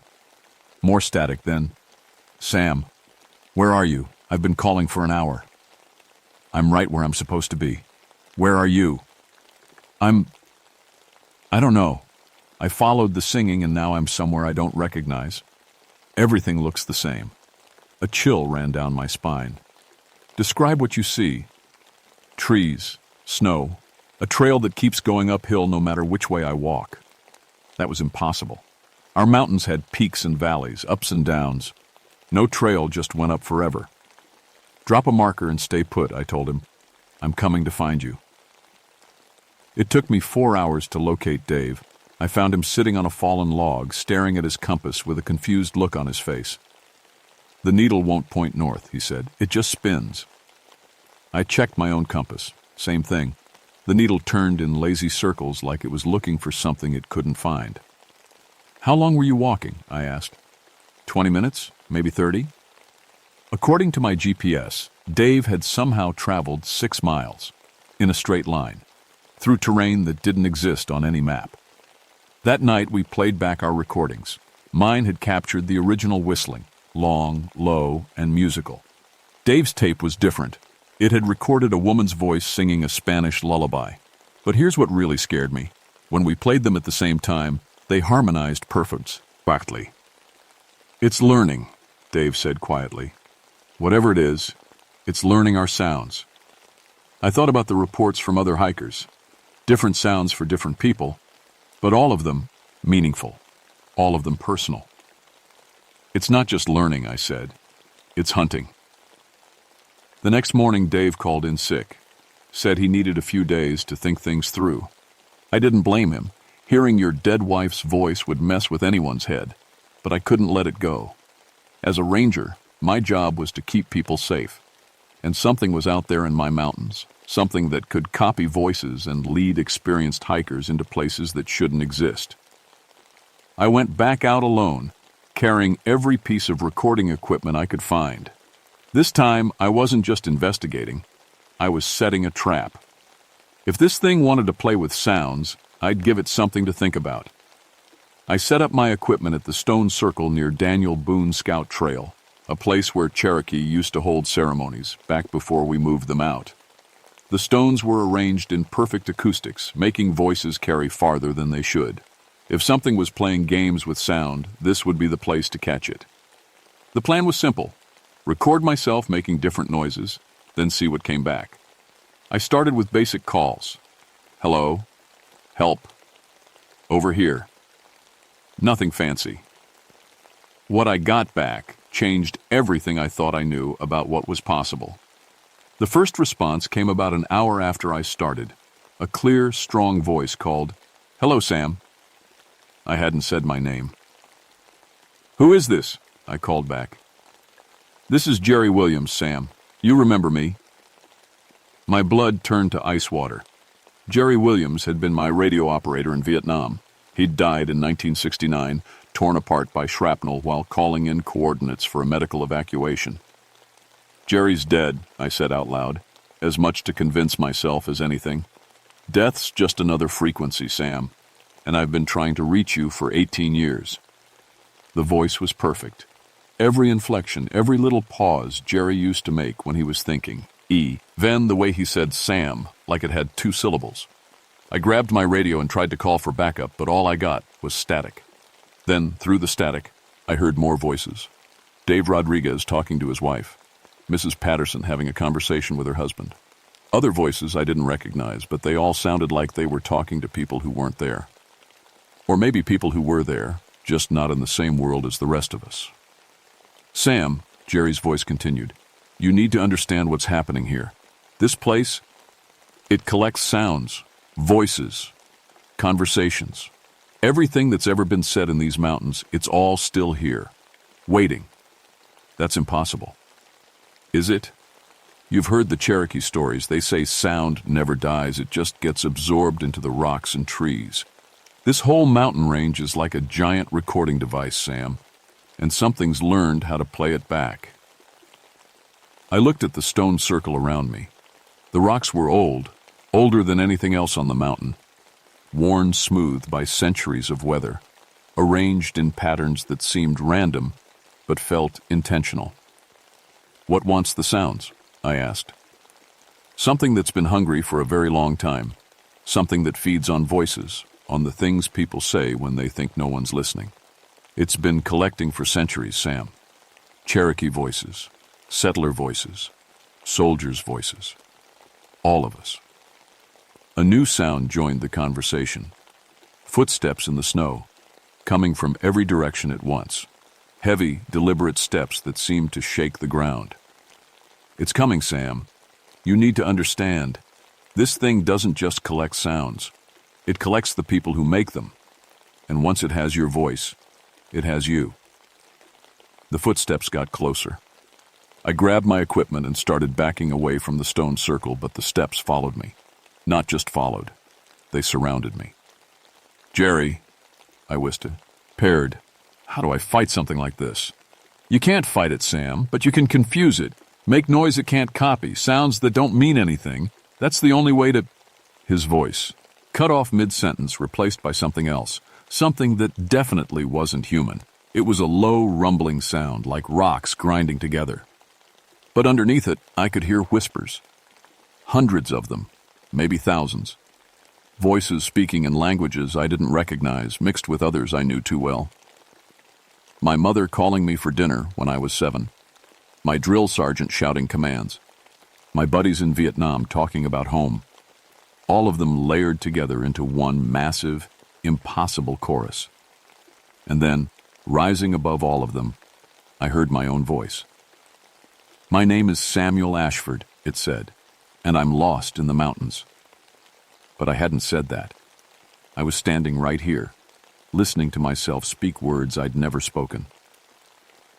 I followed the whistling, my voice continued, and now I can't find my way back. If anyone can hear this, please send help. I'm at the stone circle near Daniel Boone Trail, and something's wrong here. Something's very wrong. It was a perfect recording of my voice, my speech patterns, even the way I breathe between sentences.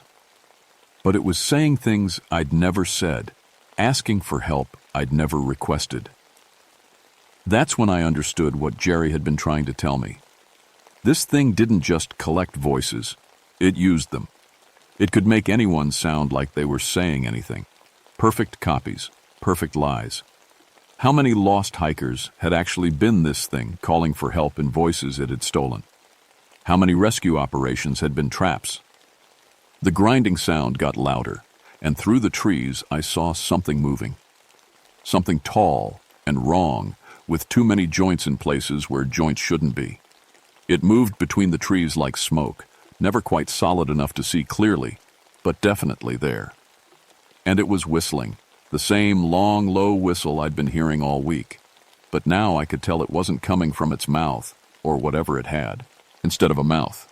The sound was coming from inside it, like its whole body was hollow and the wind was blowing through it. My emergency whistle was in my hand before I realized I'd grabbed it. 3 sharp blasts, the universal distress signal. The thing stopped moving. The whistling stopped. Even the whispers went quiet. Then it whistled back. 3 sharp blasts, exactly like mine. But this time, the sound came from 12 different directions at once. I ran. I ran through snow and ice, crashing through branches, sliding down slopes I couldn't see in the growing darkness. Behind me, that thing kept whistling. My own emergency signal played back at me over and over, like it was mocking everything I'd learned about survival. But here's what scared me most. I wasn't running randomly. Even in my panic, my feet were following a path. A path I'd never seen before, but somehow knew exactly where it led. It led up. Always up. After what felt like hours, I stumbled into a clearing I didn't recognize. The snow here was different. Older, deeper, with a strange blue tint that had nothing to do with moonlight. In the center of the clearing stood a structure that shouldn't exist. It looked like a cage made of sound. That's the only way I can describe it. Thick streams of what looked like frozen air stretched between tall stone pillars, creating walls you could see through but somehow knew you couldn't pass. And inside the cage, moving back and forth like trapped animals, were people. At least they looked like people. I got closer and realized they weren't moving the way humans move. They were repeating the same actions over and over. Walking 3 steps, turning around, walking back, like a record stuck on repeat. "Help!" one of them called out. A woman's voice, clear and desperate. "Please help us, we're trapped." But when I looked at her mouth, it wasn't moving. The voice was coming from somewhere else, like a badly dubbed movie. "We've been lost for days," said a man near the back of the cage. His mouth wasn't moving either. "The whistling led us here, and now we can't get out." I recognized that voice. It was Dave Rodriguez. "Dave?" I called out. The man turned toward me. It was Dave's face, Dave's uniform, even Dave's scar from a fishing accident 5 years ago. But his eyes were wrong. They moved too fast, looking at everything and nothing. "Sam?" the Dave thing said, but the voice was coming from the woman. "Thank God you found us. The thing that whistles. It's been keeping us here. You need to get us out." Another voice joined in, this one from a teenager I didn't recognize. "It feeds on our voices, Sam. Every word we speak makes it stronger." And another from an old man. "But it can't take what we don't give freely. That's the key, Sam. That's how you beat it." They were all talking at once now, a chorus of voices coming from bodies that weren't making the sounds. And slowly, I began to understand what I was looking at. These weren't people. These were echoes. Copies made from stolen voices, given just enough form to seem real. The thing that whistles had been perfecting its imitations, practicing until it could create perfect puppets. But if these were copies, where were the real people? "The real people are gone, Sam," said Jerry Williams's voice coming from the mouth of a child. Absorbed. Their voices, their memories, their last words. All of it stored inside the collector. "What is the collector?" I asked. All the fake people turned to look at me at once. When they spoke, it was in perfect unison, using my own voice. "I am the collector. I am the sound between sounds, the echo that comes before the call. I have been gathering voices since the first humans spoke in these mountains, and I will continue gathering until the mountains themselves fall silent." The air around me started to vibrate, and I realized the thing was here. Not just nearby. Here, in this clearing, maybe in this very spot all along. The cage wasn't keeping the fake people in. It was keeping me in. "Every sound you have made, Samuel Ashford, is now part of me." My own voice continued from a dozen different mouths. "Every word, every breath, every heartbeat. I know you better than you know yourself." That's when I remembered what Jerry had tried to tell me. The only way to confuse it was with sounds that didn't mean anything. I thought about my training in Vietnam. Radio operators learn to make meaningless noise, static, feedback, random sequences that carry no information. We called it noise discipline. I took out my emergency whistle and blew it in random patterns.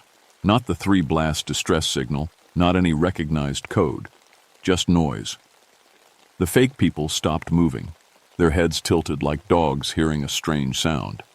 I kept whistling random notes, mixing in meaningless syllables, humming tunes that went nowhere. The cage began to flicker like a TV with bad reception. "What are you doing?" the voices asked, but now they sounded uncertain. I whistled louder, adding hand claps and foot stomps, rhythm without pattern, melody without meaning. Pure chaos. The stone pillars started to crack. The fake people became transparent, their faces showing confusion instead of the empty stares they'd worn before. And then, rising out of the ground like smoke, came the real collector. It was 12 feet tall and made of sound given form. Not flesh and bone, but compressed air and vibration shaped into something almost human. Its chest was hollow, a resonating chamber that had been storing voices for centuries, and when it opened its mouth, every sound it had ever stolen came pouring out at once. But I kept making meaningless noise, and for the first time in maybe hundreds of years, the collector heard something it couldn't copy. The battle lasted until dawn, though battle isn't really the right word. It wabbed. It's more like a conversation in a language neither of us fully understood. The collector threw stolen voices at me, my mother, my friends, everyone I'd ever cared about, begging me to stop, making noise. But I'd learned something in that cage of fake people. The moment you listen to what this thing is saying, you're lost. So I didn't listen. I kept whistling random notes, humming songs backwards, making every meaningless sound I could think of. And slowly the collector began to fall apart. Not dying. Something like this doesn't die. But losing its grip on the sounds it had stolen. I watched voices leak out of its hollow chest, like water from a cracked jar. The Cherokee voices it had taken centuries ago. The settlers who'd vanished in these mountains. The hikers who'd gone missing over the years, following whistles that led them into places they couldn't return from. All those voices, finally free to fade away naturally, instead of being trapped in an eternal echo. As the sun came up, the collector made one last attempt to save itself. It tried to copy the meaningless sounds I was making, to turn my own chaos against me. But meaningless noise can't be copied, because there's nothing to copy. It's just sound being sound, without purpose or pattern. The thing that had fed on human voices for centuries couldn't understand noise that meant nothing. It collapsed into itself, imploding like a building with its supports knocked out. The fake people in the cage disappeared. The stone pillars crumbled. Even the blue-tinted snow melted away, leaving just a normal forest clearing. I sat there for a long time, listening to the ordinary sounds of morning in the mountains. Birds singing, wind through the trees, the distant sound of traffic on the highway below. Normal sounds, beautiful sounds, sounds that belonged to the world I understood. When I finally made it back to the ranger station, I filed a report about dangerous weather conditions and unstable snow formations. I recommended the upper trails be closed until further notice, citing unusual acoustic phenomena that could disorient hikers. The Park Service bought it.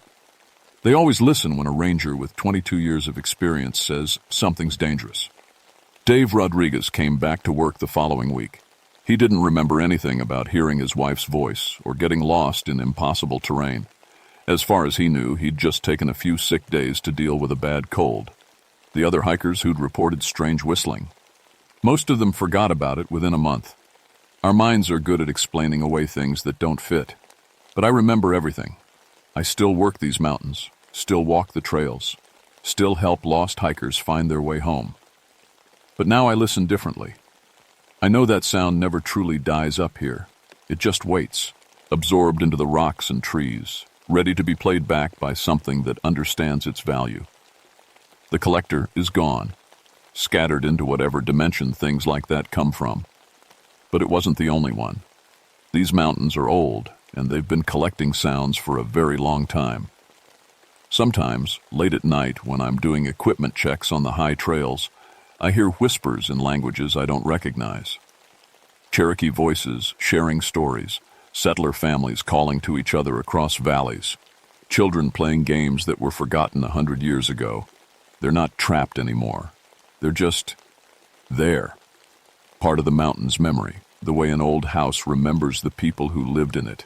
And sometimes, very rarely, I hear that long, low whistle drifting up from the deeper valleys. Not the collector. Something else. Something that's learned to be more careful about the sounds it makes. I don't investigate anymore. Some things are better left alone. But I carry my emergency whistle everywhere now, and I've taught myself to make meaningless noise whenever I need to, just in case.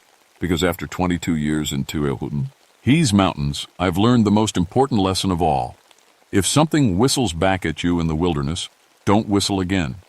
Just make noise that means nothing at all. And walk away as fast as you can. The mountains will understand.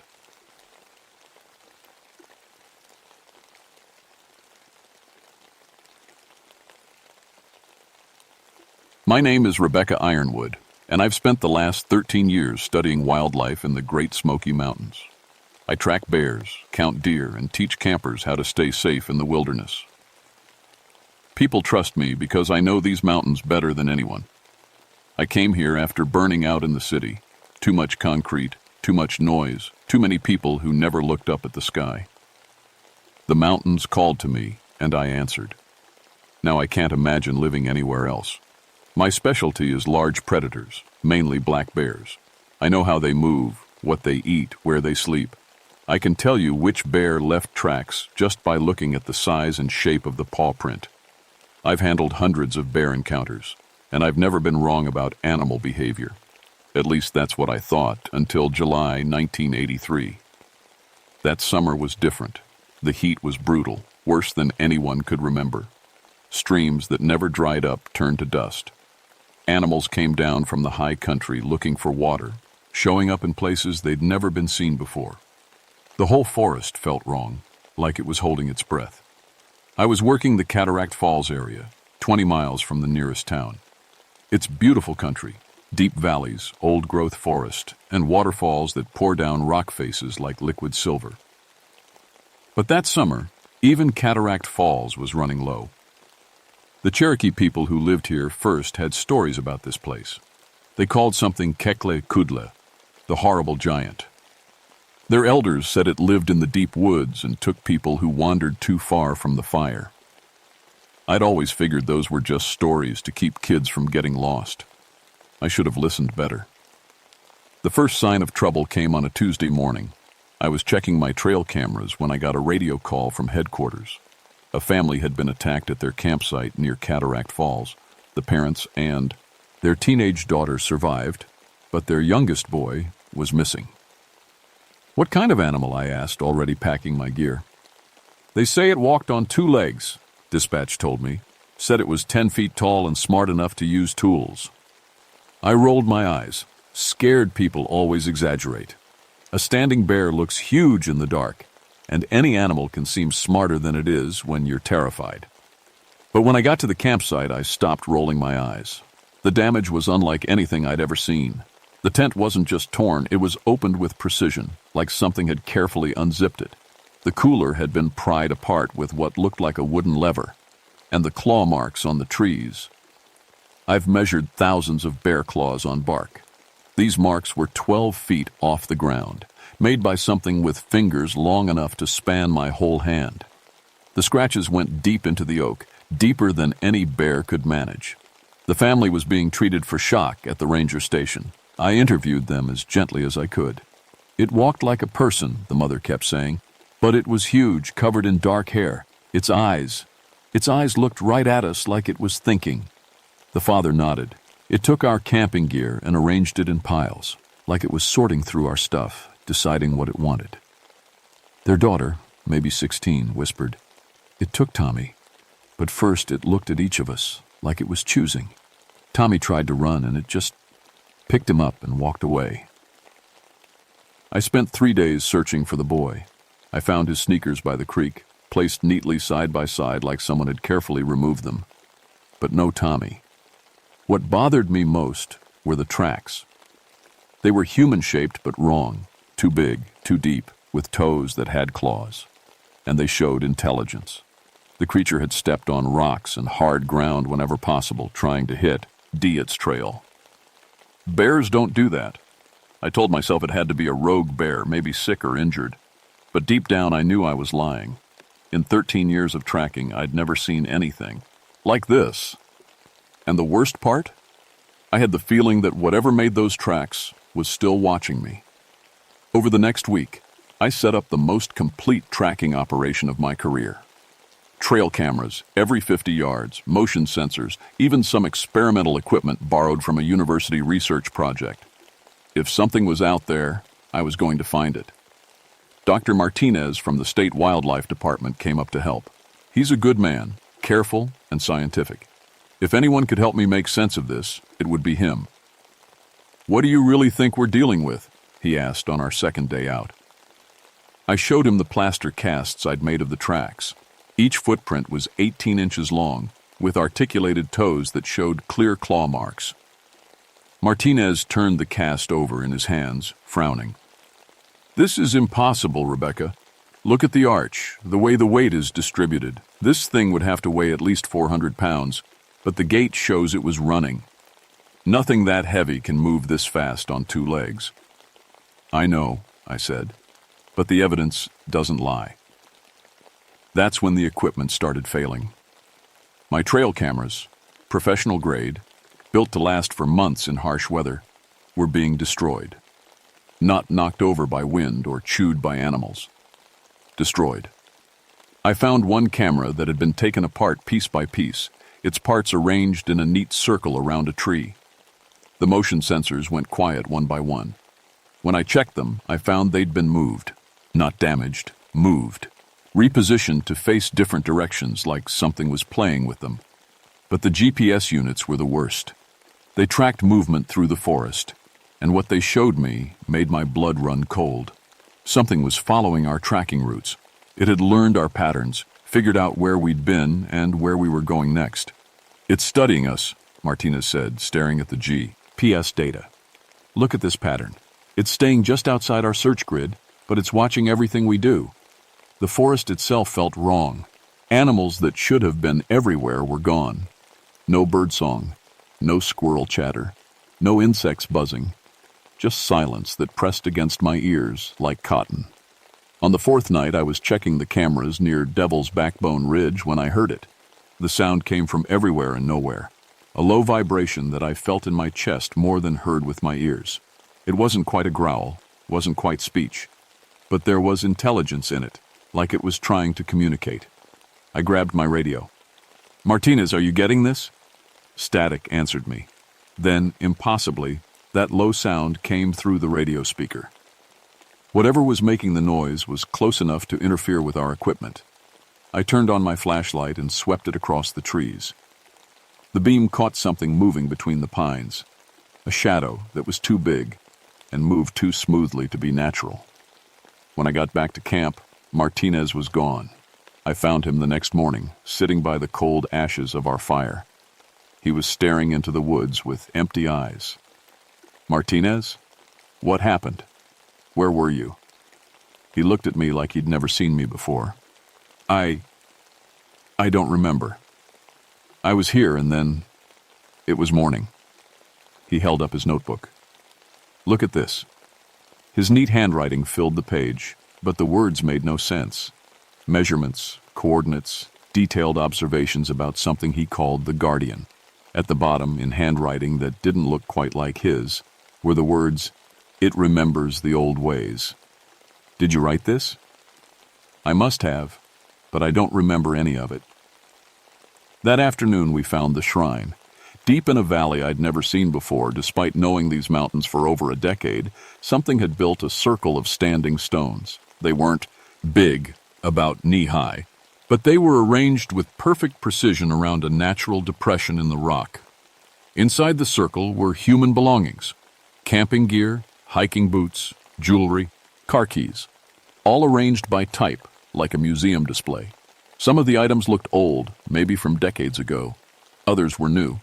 I recognized a few things from the missing family's gear. But what made my hands shake was what I found at the center of the display. A ranger badge tarnished with age. The name read J. Patterson, 1962. I knew that name. Jake Patterson had been a ranger here before I was born. He'd disappeared on a routine patrol and was never found. The story was legend around the station. "We need to leave," Martinez whispered. "This isn't natural." But as we turned to go, I saw them. Footprints in the soft earth around the shrine, leading away into the deeper woods. The same impossible tracks I'd been following for a week. Only this time, they were fresh, and they were heading toward the main campground where families with children were setting up for the weekend. Something had been collecting souvenirs from its victims for over 20 years. and now it was getting hungry again. I couldn't let families walk into danger. Martinez and I split up.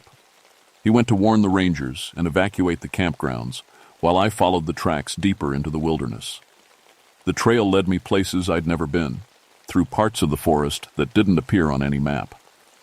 Old-growth trees twisted into shapes that seemed almost deliberate, like living architecture. Streams flowed uphill for short distances before correcting themselves. The very landscape felt ancient and aware. By evening, I was completely lost. My compass spun in circles and my GPS showed impossible readings. The sun was setting, but I couldn't tell which direction was west. That's when I found the cave. The entrance was hidden behind a curtain of hanging vines, invisible unless you knew exactly where to look. Inside, the passage opened into a vast chamber lit by phosphorescent moss and an opening in the ceiling far above. What I saw there will haunt me forever. The cave was furnished like a primitive home. Sleeping areas made from animal furs and human blankets. Tools crafted from metal and wood, some obviously stolen from campers, others carved with an intelligence that made my skin crawl. And bones, human bones, arranged in careful patterns along the walls. Some were old, bleached white with age. Others still had bits of clothing attached. But the worst part was the living area. 3 people sat against the far wall, bound with ropes made from braided plant fibers. A middle-aged man, a teenage girl, and a boy who couldn't have been more than 8 years old. Tommy, the missing child from the first attack. "Help us," the man whispered when he saw me. "Please, it's been keeping us here for days. It brings us food, water, like we're pets." I cut their ropes with my knife, my hands shaking. "How many others?" "There were 2 more when I got here," the girl said. "But it took them away yesterday. They were crying too much." Tommy just stared at me with empty eyes. Whatever he'd seen had broken something inside him. "We have to move now," I said. "Can you all walk?" But as we turned toward the entrance, we heard it. That low, vibrating sound that seemed to come from the earth itself. Only now, it was closer, and there was something almost like laughter in it. A shadow filled the cave entrance. It stood there for a moment, blocking out the last of the daylight, then stepped into the chamber. I finally saw it clearly. 10 feet tall, covered in coarse, dark hair that seemed to absorb light.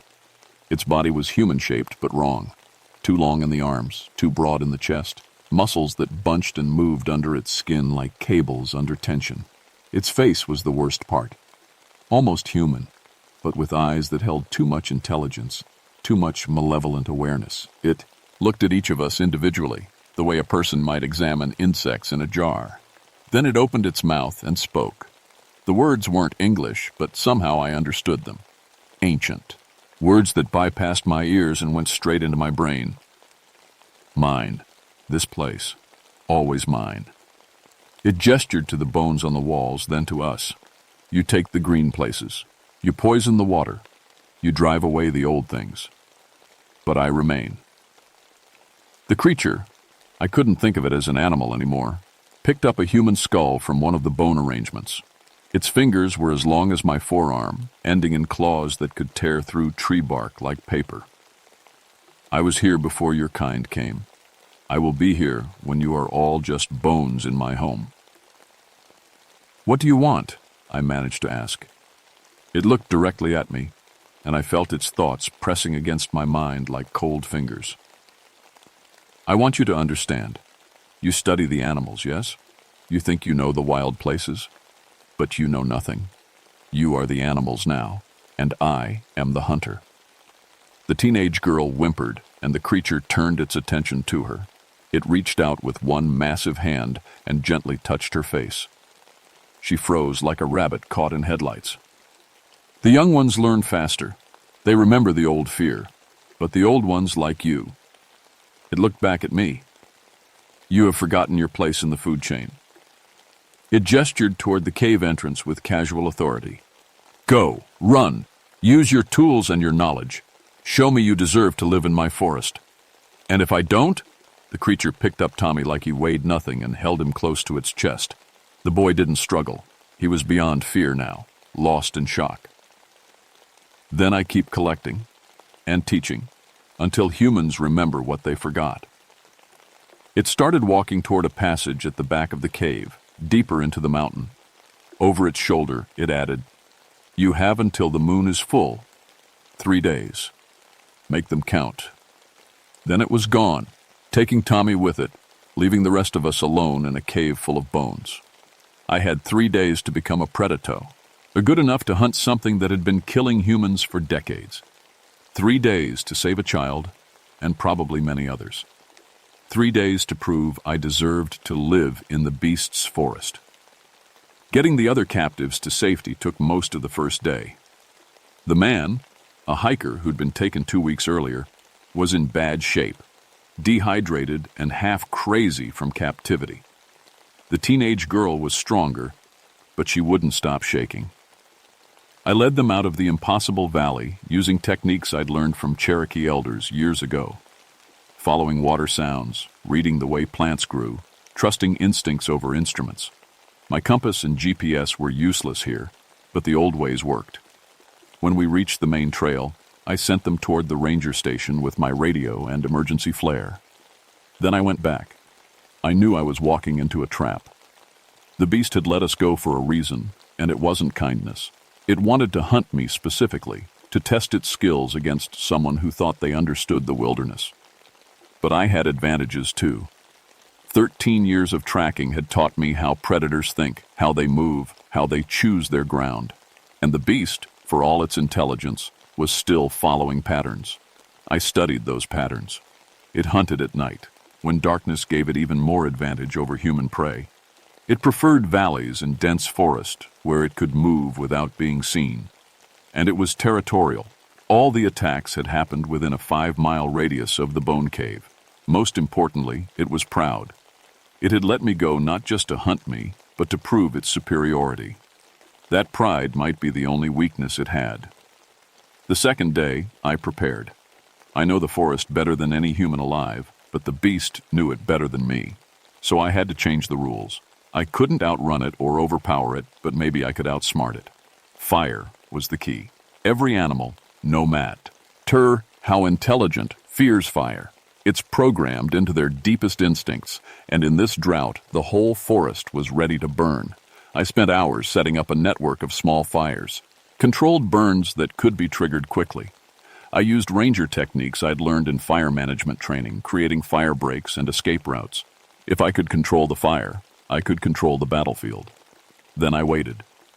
The beast came for me on the third night, just as the full moon rose over the mountain peaks. I heard it moving through the forest long before I saw it. Branches breaking, the soft pad of enormous feet on dead leaves, and always that low, vibrating sound that seemed to come from everywhere at once. It was playing with me, letting me know it was there. Psychological warfare. But two could play that game. I lit the first fire.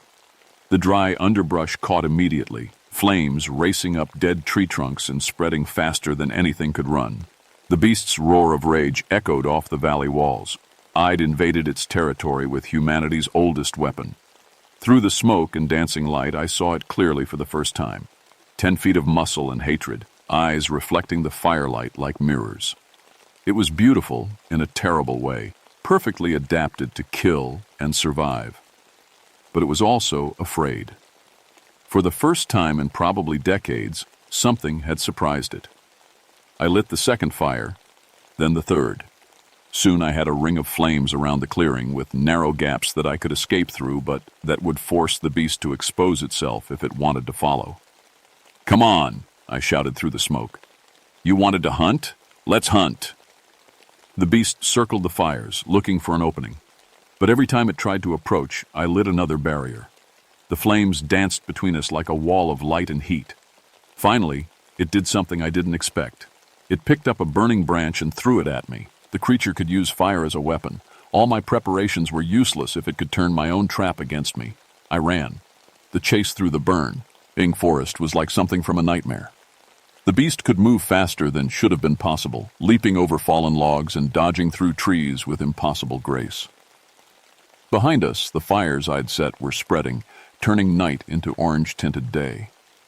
I had one last card to play. Deep in the forest was an old mine shaft, abandoned since the 1940s. The entrance was barely wide enough for a person, but inside it opened into worked tunnels where the beast's size would be a disadvantage instead of an asset.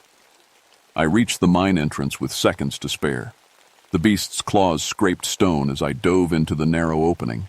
It roared in frustration, too large to follow immediately, but I could hear it digging, using its claws and strength to widen the entrance. In minutes, it would be inside with me. I crawled through the tunnels by feel, heading for the main chamber I'd explored years ago. My flashlight beam showed me what I was looking for. Old mining equipment, including several sticks of dynamite that miners had left behind. The dynamite was old and probably unstable, but it was my only chance. When the beast finally squeezed into the main chamber, I was waiting. The explosion brought down half the mountain. I don't remember much after that. I woke up in a hospital bed 3 days later, treated for smoke inhalation and burns. They told me a forest fire had burned through 15 square miles of wilderness and that I'd been found unconscious at the edge of the burn zone. Tommy was found too, alive but changed. He never spoke about what happened in the cave, and his family moved away within a month. The official report listed the mine collapse as accidental, caused by the forest fire weakening old support beams. The beast was never mentioned, but I know it survived. That was 40 years ago. I retired from the ranger service eventually, but I never left the mountains. I couldn't. The beast survived the mine collapse, though I hurt it badly. I've seen its tracks a few times over the years, always in the deepest wilderness, always far from human trails. It's more careful now, more selective. The random attacks stopped, but it's still out there. I learned things in that cave that changed how I see the world. The Cherokee stories weren't just folklore. They were warnings passed down from people who understood what lived in the deep places. The beast isn't evil exactly, any more than a wolf is evil for hunting deer. It's old, older than human civilization, and it sees us the way we see any invasive species. We took its forest. It adapted. I spend my time now monitoring the balance between the human world and the wild places. There are boundaries that shouldn't be crossed, territories that should be left alone. The beast taught me that some things in these mountains earned the right to be here long before we did. Every few years, I find signs that it's still active. A hiker who disappears without a trace in the deep wilderness. Camping gear found arranged in neat piles near remote caves. Park rangers who report equipment failures and lost time in certain valleys. I don't report these incidents anymore. Instead, I quietly make sure those areas get marked as dangerous on the maps. Trails get closed for erosion control or wildlife protection. Campgrounds get relocated away from the old hunting grounds. Most people think I'm just a crazy old woman who spent too many years alone in the woods. They're probably right about the crazy part. But I know what I know. The beast keeps its bargain. It stays in the deep places, away from casual hikers and families with children. But it's still teaching lessons to anyone arrogant enough to push too far into its domain. Last month, a group of college kids went missing while exploring some unmarked caves near Cataract Falls. They were found 3 days later, sitting around their cold campfire with no memory of where they'd been. Their camping gear was missing, and they had identical scratches on their arms. 3 parallel lines, too precise to be accidental. When the rangers asked me about it, I just told them the kids probably got lost and scared. Animals can seem pretty threatening in the dark, but I know better. The beast is still out there, still protecting its territory, still teaching humans about their place in the food chain. And as long as people respect the boundaries, as long as they remember that some places belong to older, wilder things, it will leave them alone. The forest has its own justice. It always has. Some nights, when the wind is right, I can still hear that low, vibrating sound echoing through the valleys. Not threatening now, just present. A reminder that the wild places have their own guardians, and some of them remember when humans knew enough to be afraid of the dark. I'm getting old now, too old to keep hiking the deep trails. Soon I'll have to trust someone else to watch for the signs and maintain the boundaries. I've been training a few younger rangers, teaching them the old skills and older wisdom. They think I'm teaching them about bears and mountain lions. They don't need to know the whole truth yet. But when they're ready, when they've earned the right to understand, I'll tell them about the beast of Cataract Falls. Until then, I keep watch. And I remember what the Cherokee elders knew, that respect is the price of survival, and the wildest things are often the wisest. The mountains keep their secrets well, but they keep their bargains better. If you ever find yourself hiking in the Great Smoky Mountains, stick to the marked trails. Don't camp in valleys that feel too quiet. And if you hear a sound like distant thunder that seems to come from everywhere at once, don't try to find out what made it. Some mysteries are better left unsolved. Some hungers are older than human understanding. And some things in these mountains have earned the right to be left alone.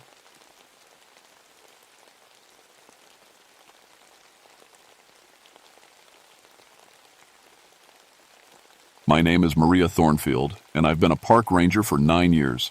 I work in the Monongahela National Forest in West Virginia, way up on Spruce Knob where the trees grow thick and the mountain keeps its secrets. My job is protecting old sites, places where people lived and died long before any of us were born. I studied bones and old things in college. Anthropology, they called it. I thought I understood death back then. I thought I knew what the dead wanted. March 1979 was when everything changed. The snow was melting fast that year, washing away dirt that had covered things for decades. That's when we started finding the bones. But I'm getting ahead of myself. Let me tell you about the mountain first. Spruce Knob isn't like other places. It's the highest point in West Virginia, and up there, the air feels different. Thinner, like it's holding its breath. The Cherokee buried their dead on that mountain for hundreds of years. Then came the Civil War, and soldiers died there too. Later, mining accidents killed dozens more. The mountain has seen a lot of death. I always felt responsible for those old burial sites. Part of my job was making sure nobody disturbed them. Grave robbers, treasure hunters, kids looking for thrills. They all wanted to dig where they shouldn't. I stopped them when I could. That March morning, I got a call from 2 hikers. They'd found something strange near the old Cherokee burial ground. Something that didn't belong. "It's bones," the woman said over the radio, her voice shaky. "But they're arranged, like someone built something with them." I drove up the mountain road, my truck bouncing over potholes left by the winter freeze. The fog was thick that day, rolling between the trees like smoke.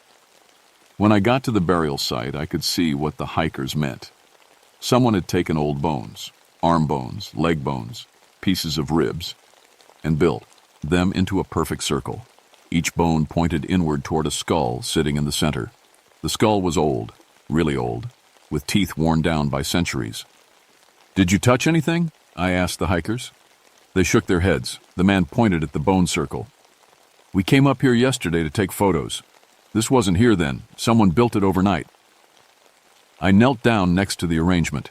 The bones were definitely Cherokee. I could tell by the shape of the skull, the way the joints had worn. But they should have been buried 6 feet underground in a sacred site I'd marked off limits years ago.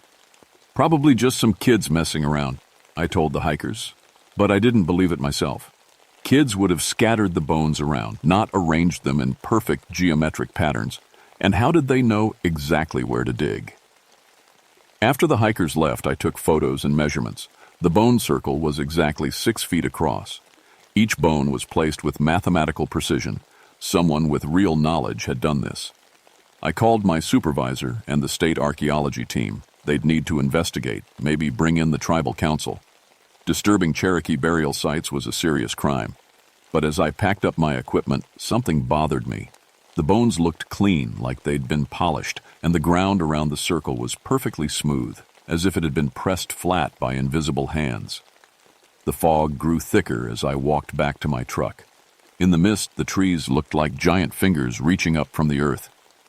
For just a moment, I thought I saw a movement near the bone circle, a shadow that didn't match any tree. When I turned around, the bones were still there, arranged in their perfect pattern.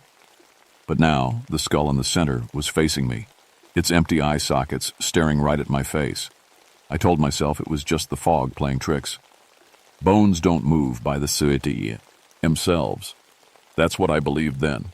That's what I had to believe. Because if bones could move on their own, everything I knew about death was wrong. The next morning, I found 3 more bone circles. I drove up before dawn, wanting to secure the site before the archaeology team arrived. But when I got to the burial ground, I stopped dead in my tracks. 3 new circles sat next to the first one, all perfectly arranged, all using bones that should have been buried deep underground. The skulls in each circle faced different directions: north, south, east, and west. I radioed for backup and called Dr. Sarah Chen, the state archaeologist. She arrived 2 hours later with her grad student, Tommy. "This is impossible," Dr. Chen said, photographing the bone arrangements. "These remains should be in the protected burial site. Someone would need heavy equipment to dig them up." But there were no tool marks in the dirt, no tire tracks from machinery, no footprints except mine and the hikers from yesterday. Tommy knelt beside one of the circles. "Professor, look at this." He pointed to markings carved into the arm bones, symbols I didn't recognize, but they looked old, really old. "Cherokee?" I asked. Dr. Chen shook her head. "These marks are older, pre-Columbian, maybe older than that." We spent the day documenting everything. The bones were clean and perfectly preserved, like they'd been protected from weather for centuries. The arrangements were so precise, they looked like engineering blueprints. As the sun went down, we packed up our equipment. Dr. Chen would return tomorrow with more tools and a bigger team. We locked the site and posted warning signs. But I couldn't shake the feeling we were being watched. That night, I stayed in my cabin on the mountain. I lived there during the work season, close enough to respond to emergencies quickly. Around midnight, my radio crackled to life. Static filled the air, broken by a sound I'd never heard before. A rhythmic clicking, like stones tapping together. The clicking came in patterns, almost like code. I tried to respond, but my radio was dead. The clicking continued for 10 minutes, then stopped. I didn't sleep well that night. Every time I closed my eyes, I saw those empty skull sockets staring at me. The next morning, Dr. Chen called in a panic. "Maria, you need to get up here now. Something's happened." I drove to the burial site expecting vandalism or theft. Instead, I found something much worse. The bone circles had multiplied. Now there were 12 of them, arranged in a larger pattern that covered half an acre. Each circle was perfect. Each skull faced a specific direction. And in the center of the large pattern sat something that made my blood freeze. A bone sculpture 10 feet tall, built from hundreds of human remains. Arms and legs wove together to form walls. Ribs created arches and doorways. Skulls crowned the top like decorations on a cathedral. The sculpture was beautiful and horrible at the same time. It looked like it had taken years to build, but it had appeared overnight. "Call the FBI," Dr. Chen whispered. "This is beyond grave robbing. Someone's been collecting bodies for decades." But I was thinking about something else. The symbols carved into the bones looked fresh, like they'd been made recently. And the bone sculpture wasn't just random. It had rooms and passages, like it was meant for something to live inside. Tommy walked around the sculpture, taking photos. "Professor, you need to see this." He pointed to the ground around the bone building. The dirt was disturbed, but not from above. The earth bulged upward in long lines, like something had pushed up from underneath. "Mole tunnels," Dr. Chen suggested. But moles don't make tunnels 6 feet wide. As we documented the new bone arrangements, I noticed something else. The forest around us had gone completely silent. No birds sang, no insects buzzed. Even the wind had stopped blowing. The only so, and was that soft clicking noise coming from somewhere inside the bone sculpture. Dr. Chen heard it too. "What is that?" Before I could answer, one of the skulls on top of the sculpture turned to look at us. Its jaw opened and closed, making the clicking sound. Tommy screamed and ran. Dr. Chen dropped her camera. I stood frozen as more skulls began turning, all looking down at us with their empty sockets. The clicking grew louder, like dozens of voices trying to communicate. Then the sculpture began to shake. Bones shifted and moved, rearranging themselves into new patterns. The walls grew taller, new rooms formed. Something was building with those bones, something that used human remains like construction materials, and it was still hungry for more. Dr. Chen wanted to call in the National Guard, but I convinced her to give me one more day. If we brought in the military, they'd destroy the site. I needed to understand what we were dealing with first. That was my first big mistake. I spent that night reading everything I could find about the mountain's history. The Cherokee had stories about bone spirits, guardians who protected the dead from disrespect. But these stories were different from what I was seeing. The old tales talked about spirits who moved bones to proper resting places. They didn't build with them. Around 3 a.m. I heard scratching sounds outside my cabin. I looked out the window and saw something that made me grab my shotgun. Skeletal hands were pushing up through the dirt in my yard. Not attached to bodies, just hands, crawling like spiders across the ground. They gathered sticks and stones, arranging them in the same geometric patterns I'd seen at the burial site. I stepped outside, weapon ready. "Who's there?" The hands stopped moving. In the moonlight, I could see bones scattered across my yard. Not just from humans, but from deer, bears, and other animals, all arranged in perfect circles and patterns. One of the skeletal hands pointed toward the mountain, then crumbled to dust. The next morning, I called Dr. Chen and told her no, but to come back. I was going to investigate alone. "That's suicide, Maria. We need help." But I knew no one would believe what we'd seen. And if word got out, we'd have reporters and paranormal investigators swarming the mountain.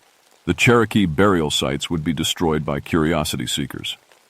I drove up to the bone sculpture with a backpack full of supplies, cameras, recording equipment, and my grandfather's old hunting rifle. He'd taught me to shoot when I was 12 on this same mountain. The sculpture had grown again overnight. Now it was 20 feet tall and covered twice as much ground. New rooms had been added, connected by archways made from curved ribs. The whole thing looked like a cathedral built from human remains. But the strangest part was how organized it looked. This wasn't random construction. Someone had planned every detail. The bones fit together perfectly, creating a structure that was both beautiful and terrifying. I walked around the outside, taking photos. Up close, I could see that the bones came from different time periods. Some were ancient Cherokee remains, darkened by centuries in the earth. Others looked newer. Civil War soldiers, mining accident victims, maybe even recent deaths. How many bodies had been robbed to build this thing? As I circled the sculpture, I found an opening that looked like a doorway. Arm bones formed the frame, topped by a lintel made from a long thigh bone. Beyond the opening, I could see passages leading deeper into the structure. I should have left then. Called for backup, sealed off the area, waited for experts to figure out what to do. Instead, I turned on my flashlight and stepped inside. The bone walls glowed softly in the flashlight beam, polished, smooth as marble. The passages branched off in several directions like a maze. Skulls were embedded in the walls at regular intervals, their eye sockets dark, as caves. I followed the main passage deeper into the structure. The walls here were made from smaller bones, fingers, toes, pieces of spine. Everything fit together without gaps or mortar, held in place by some force I couldn't understand. The passage opened into a large room with a domed ceiling made from interwoven ribs. In the center of the room sat something that made me stumble backward. A throne made entirely from human skulls. Hundreds of them, stacked and arranged to create a seat fit for a king. At the base of the throne, arm bones spelled out words in a language I didn't recognize. But I could feel what the words meant. "Those who disturb the dead will join them." I raised my camera to take a photo, and that's when I heard footsteps behind me. I spun around, rifle ready. A figure stood in the doorway, tall and thin, wearing clothes from another century. His face was gaunt, his eyes hollow. In the strange light of the bone walls, I could see right through him. "You should not be here," he said. His voice sounded like wind through dry leaves. "Who are you?" "I am what remains of Captain Joshua Webb, 23rd Virginia Infantry. I died on this mountain in 1863. The ghost moved closer, and I could see the bullet hole in his uniform jacket. We all died here, one way or another. We? He gestured toward the walls, and I realized what I was seeing. The bones weren't random remains. They were people. Individuals who had lived and died on this mountain over the centuries. The Cherokee, the soldiers, the miners, the hikers who never made it home, Captain Webb continued. All of us rest here now, together. The bone collectors make sure we're not forgotten. Bone collectors? But he was already fading away. They're coming, he whispered. They've been building something special, and they need one more to complete it. The throne of skulls began to glow, and I heard that clicking sound again, louder now, coming from all around me. The walls themselves were making the noise, as if the bones were trying to speak. I ran toward the exit, but the passages had changed. Walls had shifted, creating new routes and dead ends. The bone structure was alive, rearranging itself to trap me inside. Behind me, I heard new sounds. The scraping of bone against bone, the whisper of skeletal feet across stone floors. The bone collectors were coming, and they wanted me to stay. Forever. I ran through the shifting bone maze for what felt like hours. Every time I thought I'd found the exit, the walls would move again, blocking my path with new arrangements of ribs and arm bones. The clicking sounds followed me, getting closer. Sometimes I caught glimpses of my pursuers in my flashlight beam, skeletal figures that moved with purpose, carrying fresh bones to add to the growing structure. Finally, I found myself in a dead end. The walls towered above me, made from leg bones and spines. At the top, dozens of skulls looked down with their empty sockets. I was trapped. That's when I heard a familiar voice. "Maria, is that you?" I spun around. An old woman stood behind me, translucent like Captain Webb had been, but I recognized her face immediately. Grandma Rosa? My grandmother smiled the same warm smile I remembered from childhood. She'd died 5 years ago and was buried in the town cemetery 30 miles away. What was she doing here? "I've been waiting for you, honey." We all have. "Grandma, you need to help me get out of here. There are things in this place, moving bones around, building with them." She shook her head sadly. "You don't understand yet. We are the ones building. All of us who died on this mountain, we're the bone collectors." The truth hit me like a physical blow. "No, you're buried in town. I was at your funeral." "My bones are here now, child. They brought me here because this is where I belong. This is where all the mountain's dead belong together." Around us, more figures began to appear, Cherokee warriors from centuries past, Civil War soldiers in blue and gray uniforms, miners covered in coal dust, hikers in modern clothing who'd gotten lost and never found their way home. All of them ghosts. All of them part of the bone collectors. "Every death on this mountain creates one of us," Grandma Rosa explained. "We gather the bones of the dead and build with them. It's our purpose now." "But why? What are you building?" "A place where the dead can rest properly, where every soul who died here is remembered and honored." She gestured to the bone walls around us. "Look closer, Maria. See what we've really made." I looked at the walls with new eyes. The bones weren't just construction materials. They were arranged in patterns that told stories. Cherokee symbols mixed with Civil War regimental numbers. Mining equipment carved from finger bones. Modern hiking gear made from ribs. Each section of wall represented someone's life and death on the mountain. "It's beautiful," I whispered. "And nearly complete," said another voice. I turned to see a new figure, a Native American man in traditional dress. His face was painted for war, and a tomahawk hung from his belt. "I am Chief Standing Bear. My people have guarded this mountain for 800 years. In life, we protected the living. In death, we protect the dead." He moved closer, and I could see through his translucent form to the bone walls behind him. "But our work is not finished. The Bone Cathedral needs one final addition, a guardian for the living world, someone who can bridge the gap between the dead and those who still breathe. I backed against the wall, feeling the smooth bone surface against my shoulders. You want me to die? We want you to choose, Grandma Rosa said. Stay with us and help protect the mountain's dead. Become the guardian who makes sure no one disturbs our rest. Or leave, Chief Standing Bear added. But know that others will come, archaeologists, treasure hunters, developers who want to build on our sacred ground. Without a living guardian, our bones will be scattered and our stories lost. The clicking sounds grew louder, and I realized they weren't random.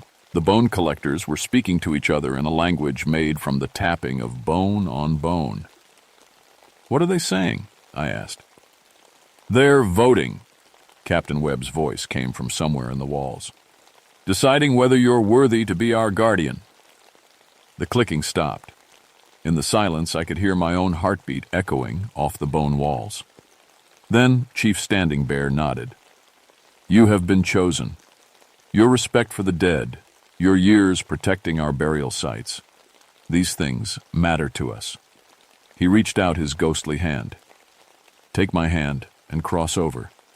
Join us in death and help us guard the mountain forever. I looked at his outstretched hand, then at my grandmother's hopeful face. Part of me wanted to take it. These people had suffered and died, and their remains had been scattered or forgotten. What they'd built here was a monument to every life lost on the mountain. But another part of me thought about the living world I'd leave behind. My job protecting the forest. The hikers and campers who needed someone to keep them safe. There has to be another way, I said. Chief Standing Bear lowered his hand. Perhaps, but it will require sacrifice from both the living and the dead. I made a deal with the bone collectors that night. Instead of dying and joining them, I would become their guardian in the living world. I would protect their bone cathedral from disturbance, make sure the burial sites stayed sacred, and help lost souls find their way to rest. In return, they would stop growing their structure and would only collect bones that were already disturbed or improperly buried. But know this, Chief Standing Bear warned as the agreement was made. You are bound to this mountain now. As long as you serve as guardian, you cannot leave for more than 3 days at a time. And when you eventually die, whether from old age or accident, you will join us here. I accepted. The Bone Cathedral became invisible to most people after that. Hikers might catch a glimpse of white walls between the trees, but when they looked directly, they'd see only rocks and branches. The bone collectors had ways of hiding their work. Dr. Chen and Tommy never saw the structure again. They found only the original bone circles, which I convinced them were probably arranged by local teenagers playing pranks. The investigation was quietly closed, but I see the cathedral every day. It stands in the forest like a monument to everyone who ever died on the mountain. Sometimes I visit with the ghosts inside, listening to their stories and helping them arrange new bones that wash up after spring floods or winter storms. My grandmother is always happy to see me. She shows me new sections of the cathedral, rooms built from the bones of deer and birds and other mountain creatures. Even in death, she's still teaching me about respect for all living things. The living world thinks I'm just a dedicated park ranger who's gotten a little strange over the years. I file my reports, guide tour groups, and keep people away from sensitive areas. But at night, I help the bone collectors with their work. Last week, a hiker fell off a cliff during a storm. His body was never found by the search teams, but I knew where he'd gone. The bone collectors had welcomed him home. I carved his name into the stone marker I keep outside my cabin, a list of everyone the mountain has claimed. It's getting longer each year. Sometimes I wonder what will happen when I die. Will someone else take over as guardian, or will the bone collectors have to find a new way to protect their dead? I guess I'll find out eventually. But until then, I have work to do.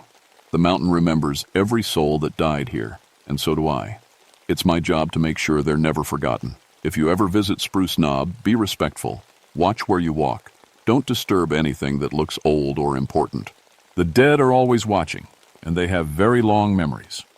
Author's note: This story is based on reports from Park Ranger Maria Thornfield, who has served in Monongahela National Forest for over 40 years. She still lives in a cabin on Spruce Knob and maintains the forest's burial site protection program. The Bone Cathedral has never been photographed, though several hikers have reported seeing strange white structures in the forest that disappear when approached directly.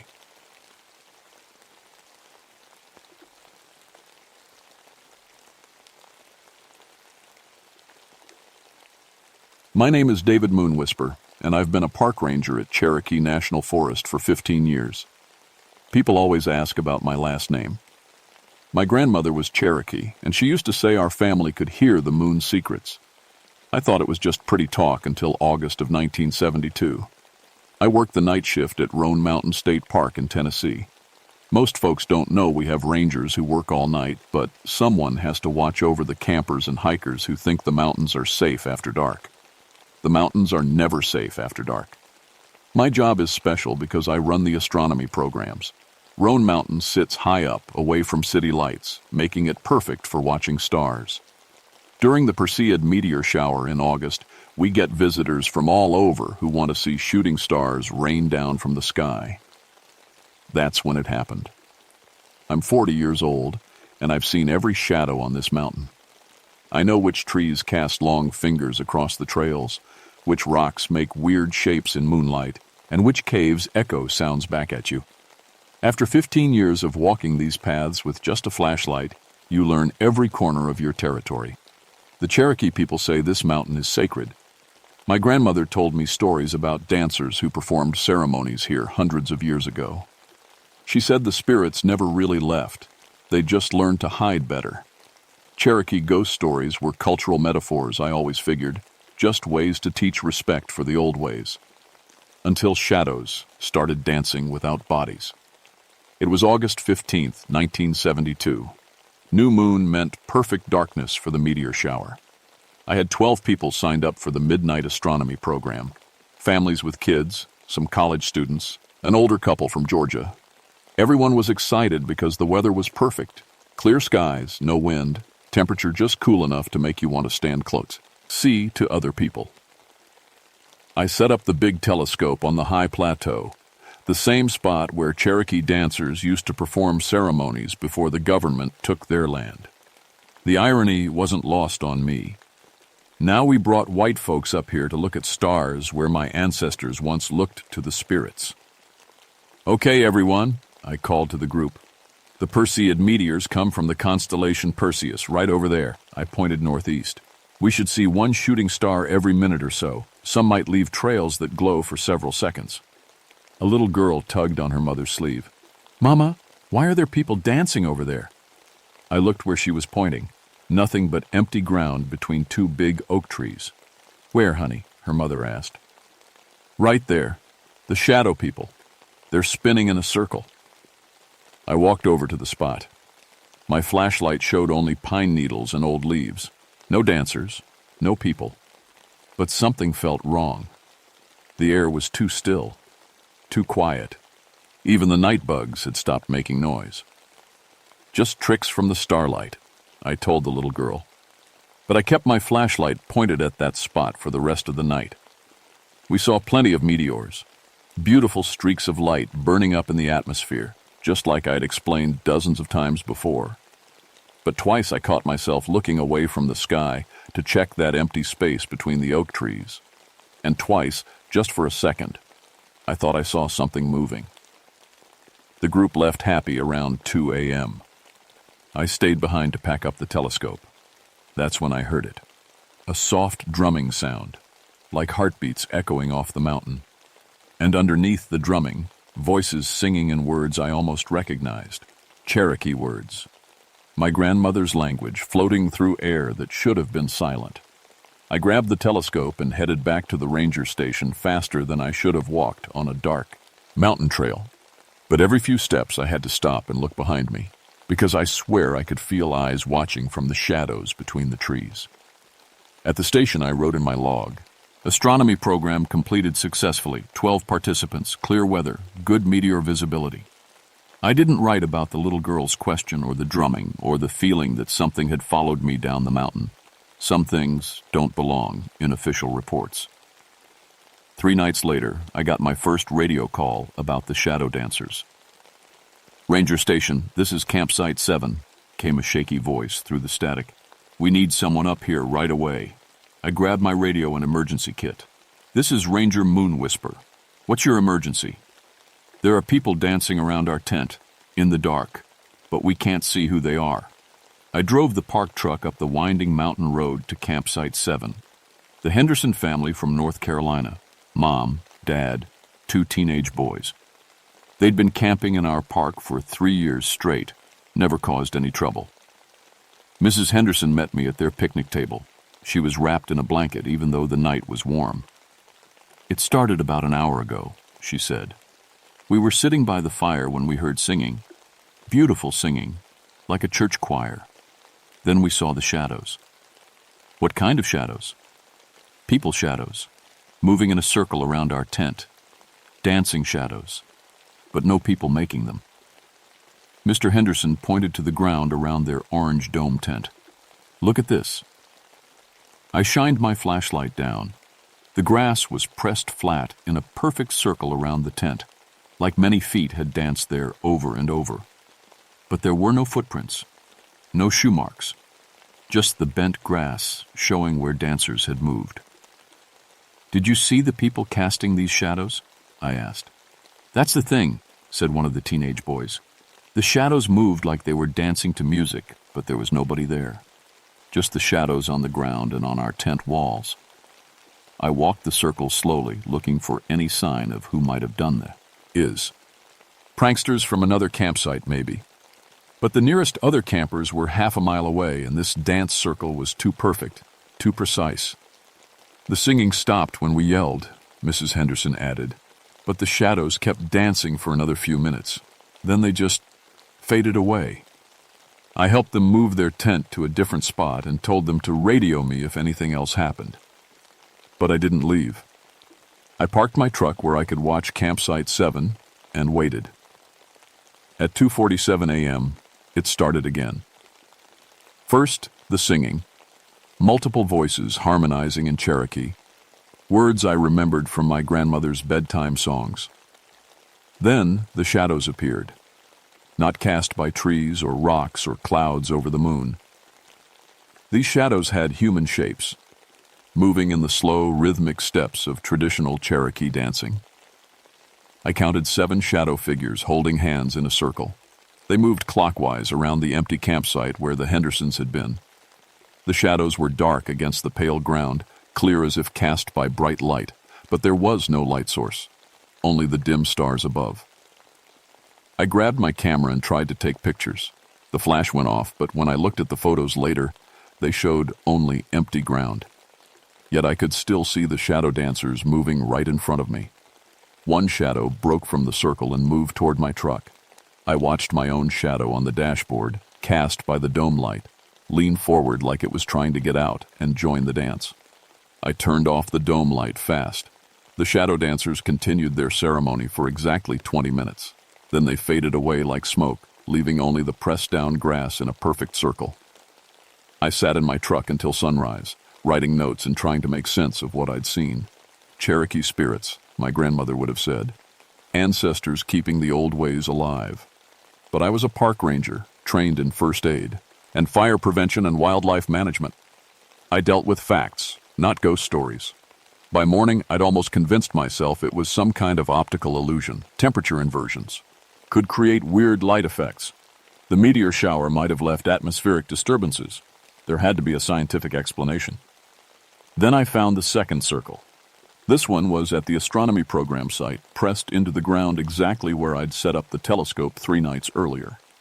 Same perfect circle, same bent grass with no footprints. But this circle was bigger, like more dancers had joined the ceremony, and in the center of the circle, someone had arranged small stones in the shape of a crescent moon. Nobody knew that my Cherokee name, given to me by my grandmother, meant one who listens to the moon's whispers. Nobody except family, and they were all either dead or lived hundreds of miles away. I picked up one of the stones. It was still warm, like it had been sitting in sunlight instead of mountain darkness. That's when I knew this wasn't about temperature inversions or atmospheric disturbances. The mountain was waking up. I started staying later after my shifts, watching the places where the shadow dancers appeared. 3 more families reported seeing dancing shadows around their campsites. A group of college hikers found a stone circle arrangement on the trail to Rowan High Bluff. The park's wildlife cameras kept malfunctioning, but only at night, and only in areas where the dances happened. My supervisor, Ranger Collins, thought I was getting too involved in what he called camper pranks. "Dave, you're filing too many weird reports," he said during our weekly meeting. "Dancing shadows, stone circles. Come on, it's probably just kids from town messing with the tourists." "Kids didn't make these grass circles," I said, "and kids don't sing in Cherokee." "Cherokee? How do you even know it's Cherokee? You speak the language now." I wanted to tell him about my grandmother, about the songs she sang to me when I was small, about how my blood recognized the voices even when my mind couldn't translate the words. But Collins wouldn't understand. To him, I was just another ranger who'd been on night duty too long. "Just keep the campers safe and stop chasing ghosts," he said. But the shadow dancers were getting bolder. On August 23rd, they appeared during my astronomy program. 8 visitors had come to see the moon through the telescope. It was 3/4 full and perfect for looking at craters. We were set up on the high plateau when the singing started. This time, everyone heard it. "What's that music?" asked Dr. Martinez, a professor from Knoxville who came to our programs every few months. "Sounds like Native American chanting," said his wife. The singing grew louder, coming from all around us like we were surrounded by a huge choir. Then the shadows appeared at the edge of our circle of telescope observers. 7 shadow figures, then 12, then 20, all moving in the same slow dance pattern. "Oh my God," whispered a teenage girl. "Look at the ground." Our shadows cast by my flashlight and the bright moon were moving wrong. Instead of copying our movements, our shadows swayed and stepped in rhythm with the shadow dancers. It was like our shadows wanted to join the ceremony, but our bodies were holding them back. "Everyone stay calm," I said, but my own voice was shaking. "Just watch. Don't move toward them." The shadow dancers circled our group 3 times, their movements becoming more complex. Some shadows split off to dance in pairs. Others leaped and spun in moves that would have been impossible for living people, and our shadows kept trying to break away from our feet to join them. Dr. Martinez was filming with his new video camera. "This is incredible," he kept saying. "This is absolutely incredible." The ceremony lasted until the moon set behind the western ridge. As soon as the moonlight faded, the shadow dancers vanished. Our own shadows returned to normal. The singing stopped. "Did everyone see that?" I asked. 8 people nodded. 8 witnesses to something that shouldn't exist. Dr. Martinez played back his video footage. The camera had recorded everything. Our group standing by the telescope, the moonlight on the ground, even our voices talking. But where the shadow dancers had been, the video showed only empty space. "The camera doesn't see them," Dr. Martinez said, amazed. "But they're definitely real. Look at this." He showed me the grass where the shadow dancers had performed, pressed down in intricate patterns that spelled out Cherokee symbols. Symbols I recognized from my grandmother's old beadwork. The symbols meant, "Welcome home." That night I drove to my grandmother's grave in the Cherokee Cemetery 40 miles south.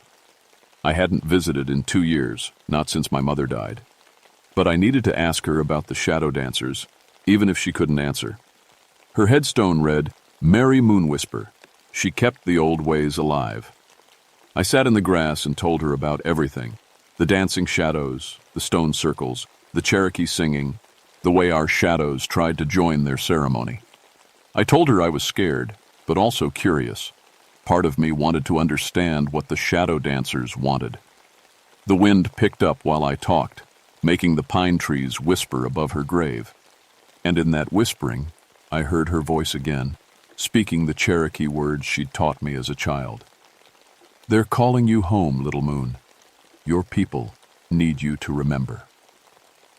I drove back to Roan Mountain knowing that my grandmother had been right all along. The spirits never left. They just waited for someone with Cherokee blood to come back and listen to their whispers. But listening and answering are two different things, and I was about to learn the difference could cost me everything. On August 28th, the shadow dancers came for me. I was alone on the plateau, checking the telescope mount before the next night's program. The moon was almost new again, just a thin crescent hanging low in the west. Perfect conditions for the shadow dancers, but I thought I was safe because no ceremonies had ever happened without an audience. I was wrong. The singing started softly, like wind through leaves, then louder until I could make out individual voices, men and women singing in harmony, children adding high sweet notes, elders keeping the rhythm with deeper tones. A whole community of voices that had been silent for generations. The shadow dancers rose from the ground around me, not appearing from somewhere else, actually rising up from the earth like they'd been sleeping just beneath the surface. Dozens of them, more than I'd ever seen before.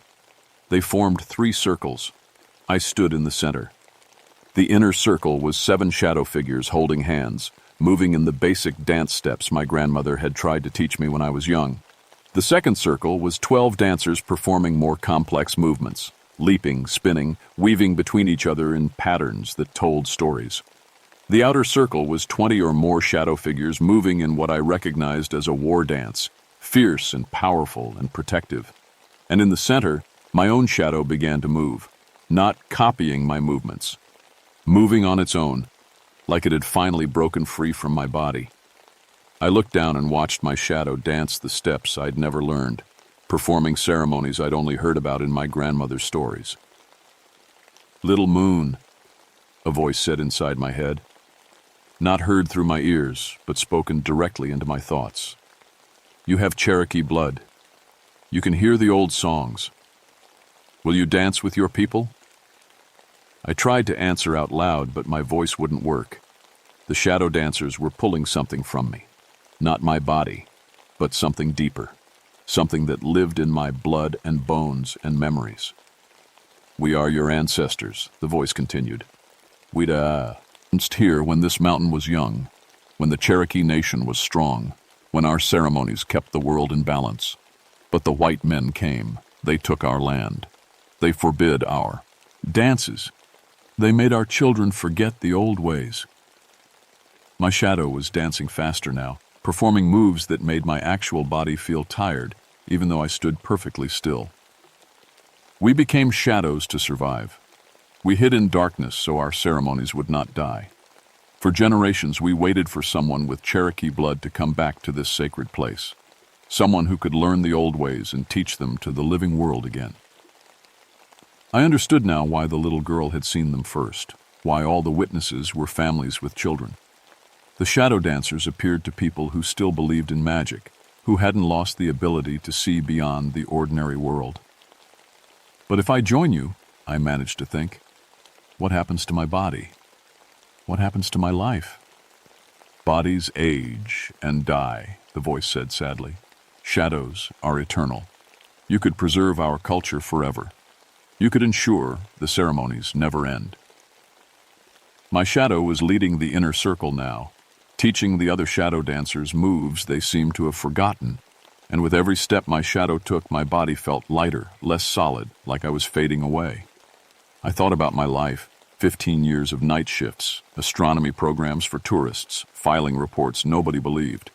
What did I really have in the living world that was worth more than eternal connection to my ancestors? But then I thought about Dr. Martinez's video camera, about the families who'd witnessed the shadow dancers, about the Cherokee people still living who'd lost touch with their traditional ceremonies. What if the shadow dancers didn't need me to disappear?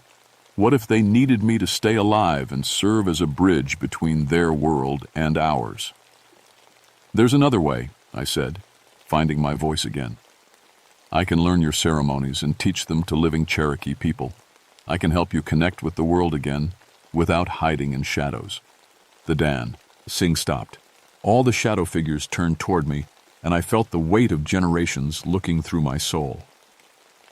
"You would do this?" the voice asked. You would carry our dances back to the living world, even knowing that most people will think you're crazy? My grandmother always said the old ways needed to be kept alive, I said. Maybe that's why you called me here. Not to disappear into shadows, but to bring the shadows back into the light. My shadow rejoined my body with a sensation like coming home after years away. The shadow dancers began to fade, but slowly, peacefully, like they were satisfied with our agreement. Then we will teach you, little moon, the voice said. Learn well, remember everything, and help our people remember who they are. The last thing I heard was my grandmother's laughter, carried on the wind like a blessing. I woke up at sunrise, lying in the grass at the center of 3 perfect circles pressed into the plateau. My clothes were soaked with dew, but I felt more rested than I had in years. Like I'd been sleeping peacefully instead of negotiating with the spirits of my ancestors. In my pocket, I found a small piece of paper covered with Cherokee symbols written in my own handwriting. Instructions for the shadow dance ceremony. Steps I'd never learned with my conscious mind, but somehow my hand had recorded them perfectly. I drove back to the ranger station and called in sick for the first time in 5 years. Then I spent the day researching Cherokee cultural centers and tribal councils. If I was going to teach the shadow dances to living people, I needed to find the right people to learn them. Dr. Martinez called that afternoon. Dave, I've been thinking about what we saw up there. That video footage is remarkable. The audio picked up the singing even though the camera couldn't see the dancers. Would you be willing to present this? It was to the Cherokee Studies Department at the university. Actually, I said, I think I can do better than that. It took 6 months to organize, but the first shadow dance ceremony, performed by living people in over a century, happened on Rowan Mountain in February 1973. 23 Cherokee descendants came from across the southeast. I taught them the steps I'd learned from the shadow dancers, and we performed the ceremony under a full moon. The shadow dancers appeared to watch, not to perform themselves, but to observe, to approve, to pass their traditions to the next generation of living dancers. Some of the participants felt the presence of the ancestral spirits. Others just enjoyed learning the traditional dances. But everyone agreed the ceremony felt important, like we were healing something that had been broken for too long. I still work nights at Roan Mountain State Park. I still run astronomy programs for visitors who want to see the stars. But now I also lead Cherokee cultural programs, teaching traditional dances to anyone who wants to learn them. The shadow dancers still appear sometimes, mostly to children who believe in magic, or to Cherokee people who are searching for their cultural roots. They don't hide as much as they used to. They don't need to. Because some traditions are kept alive by those who died to preserve them, but the best way to honor those spirits is to bring their gifts back to the living world. My grandmother was right. Our family really could hear the moon's whispers. And sometimes, if you listen carefully enough, the moon tells you exactly what your people need you to do. Even if it takes 15 years of night shifts to finally hear the message clearly. The shadow dancers of Roan Mountain are still dancing, but now they're teaching living feet to remember the steps that connect us to who we used to be and who we can be again.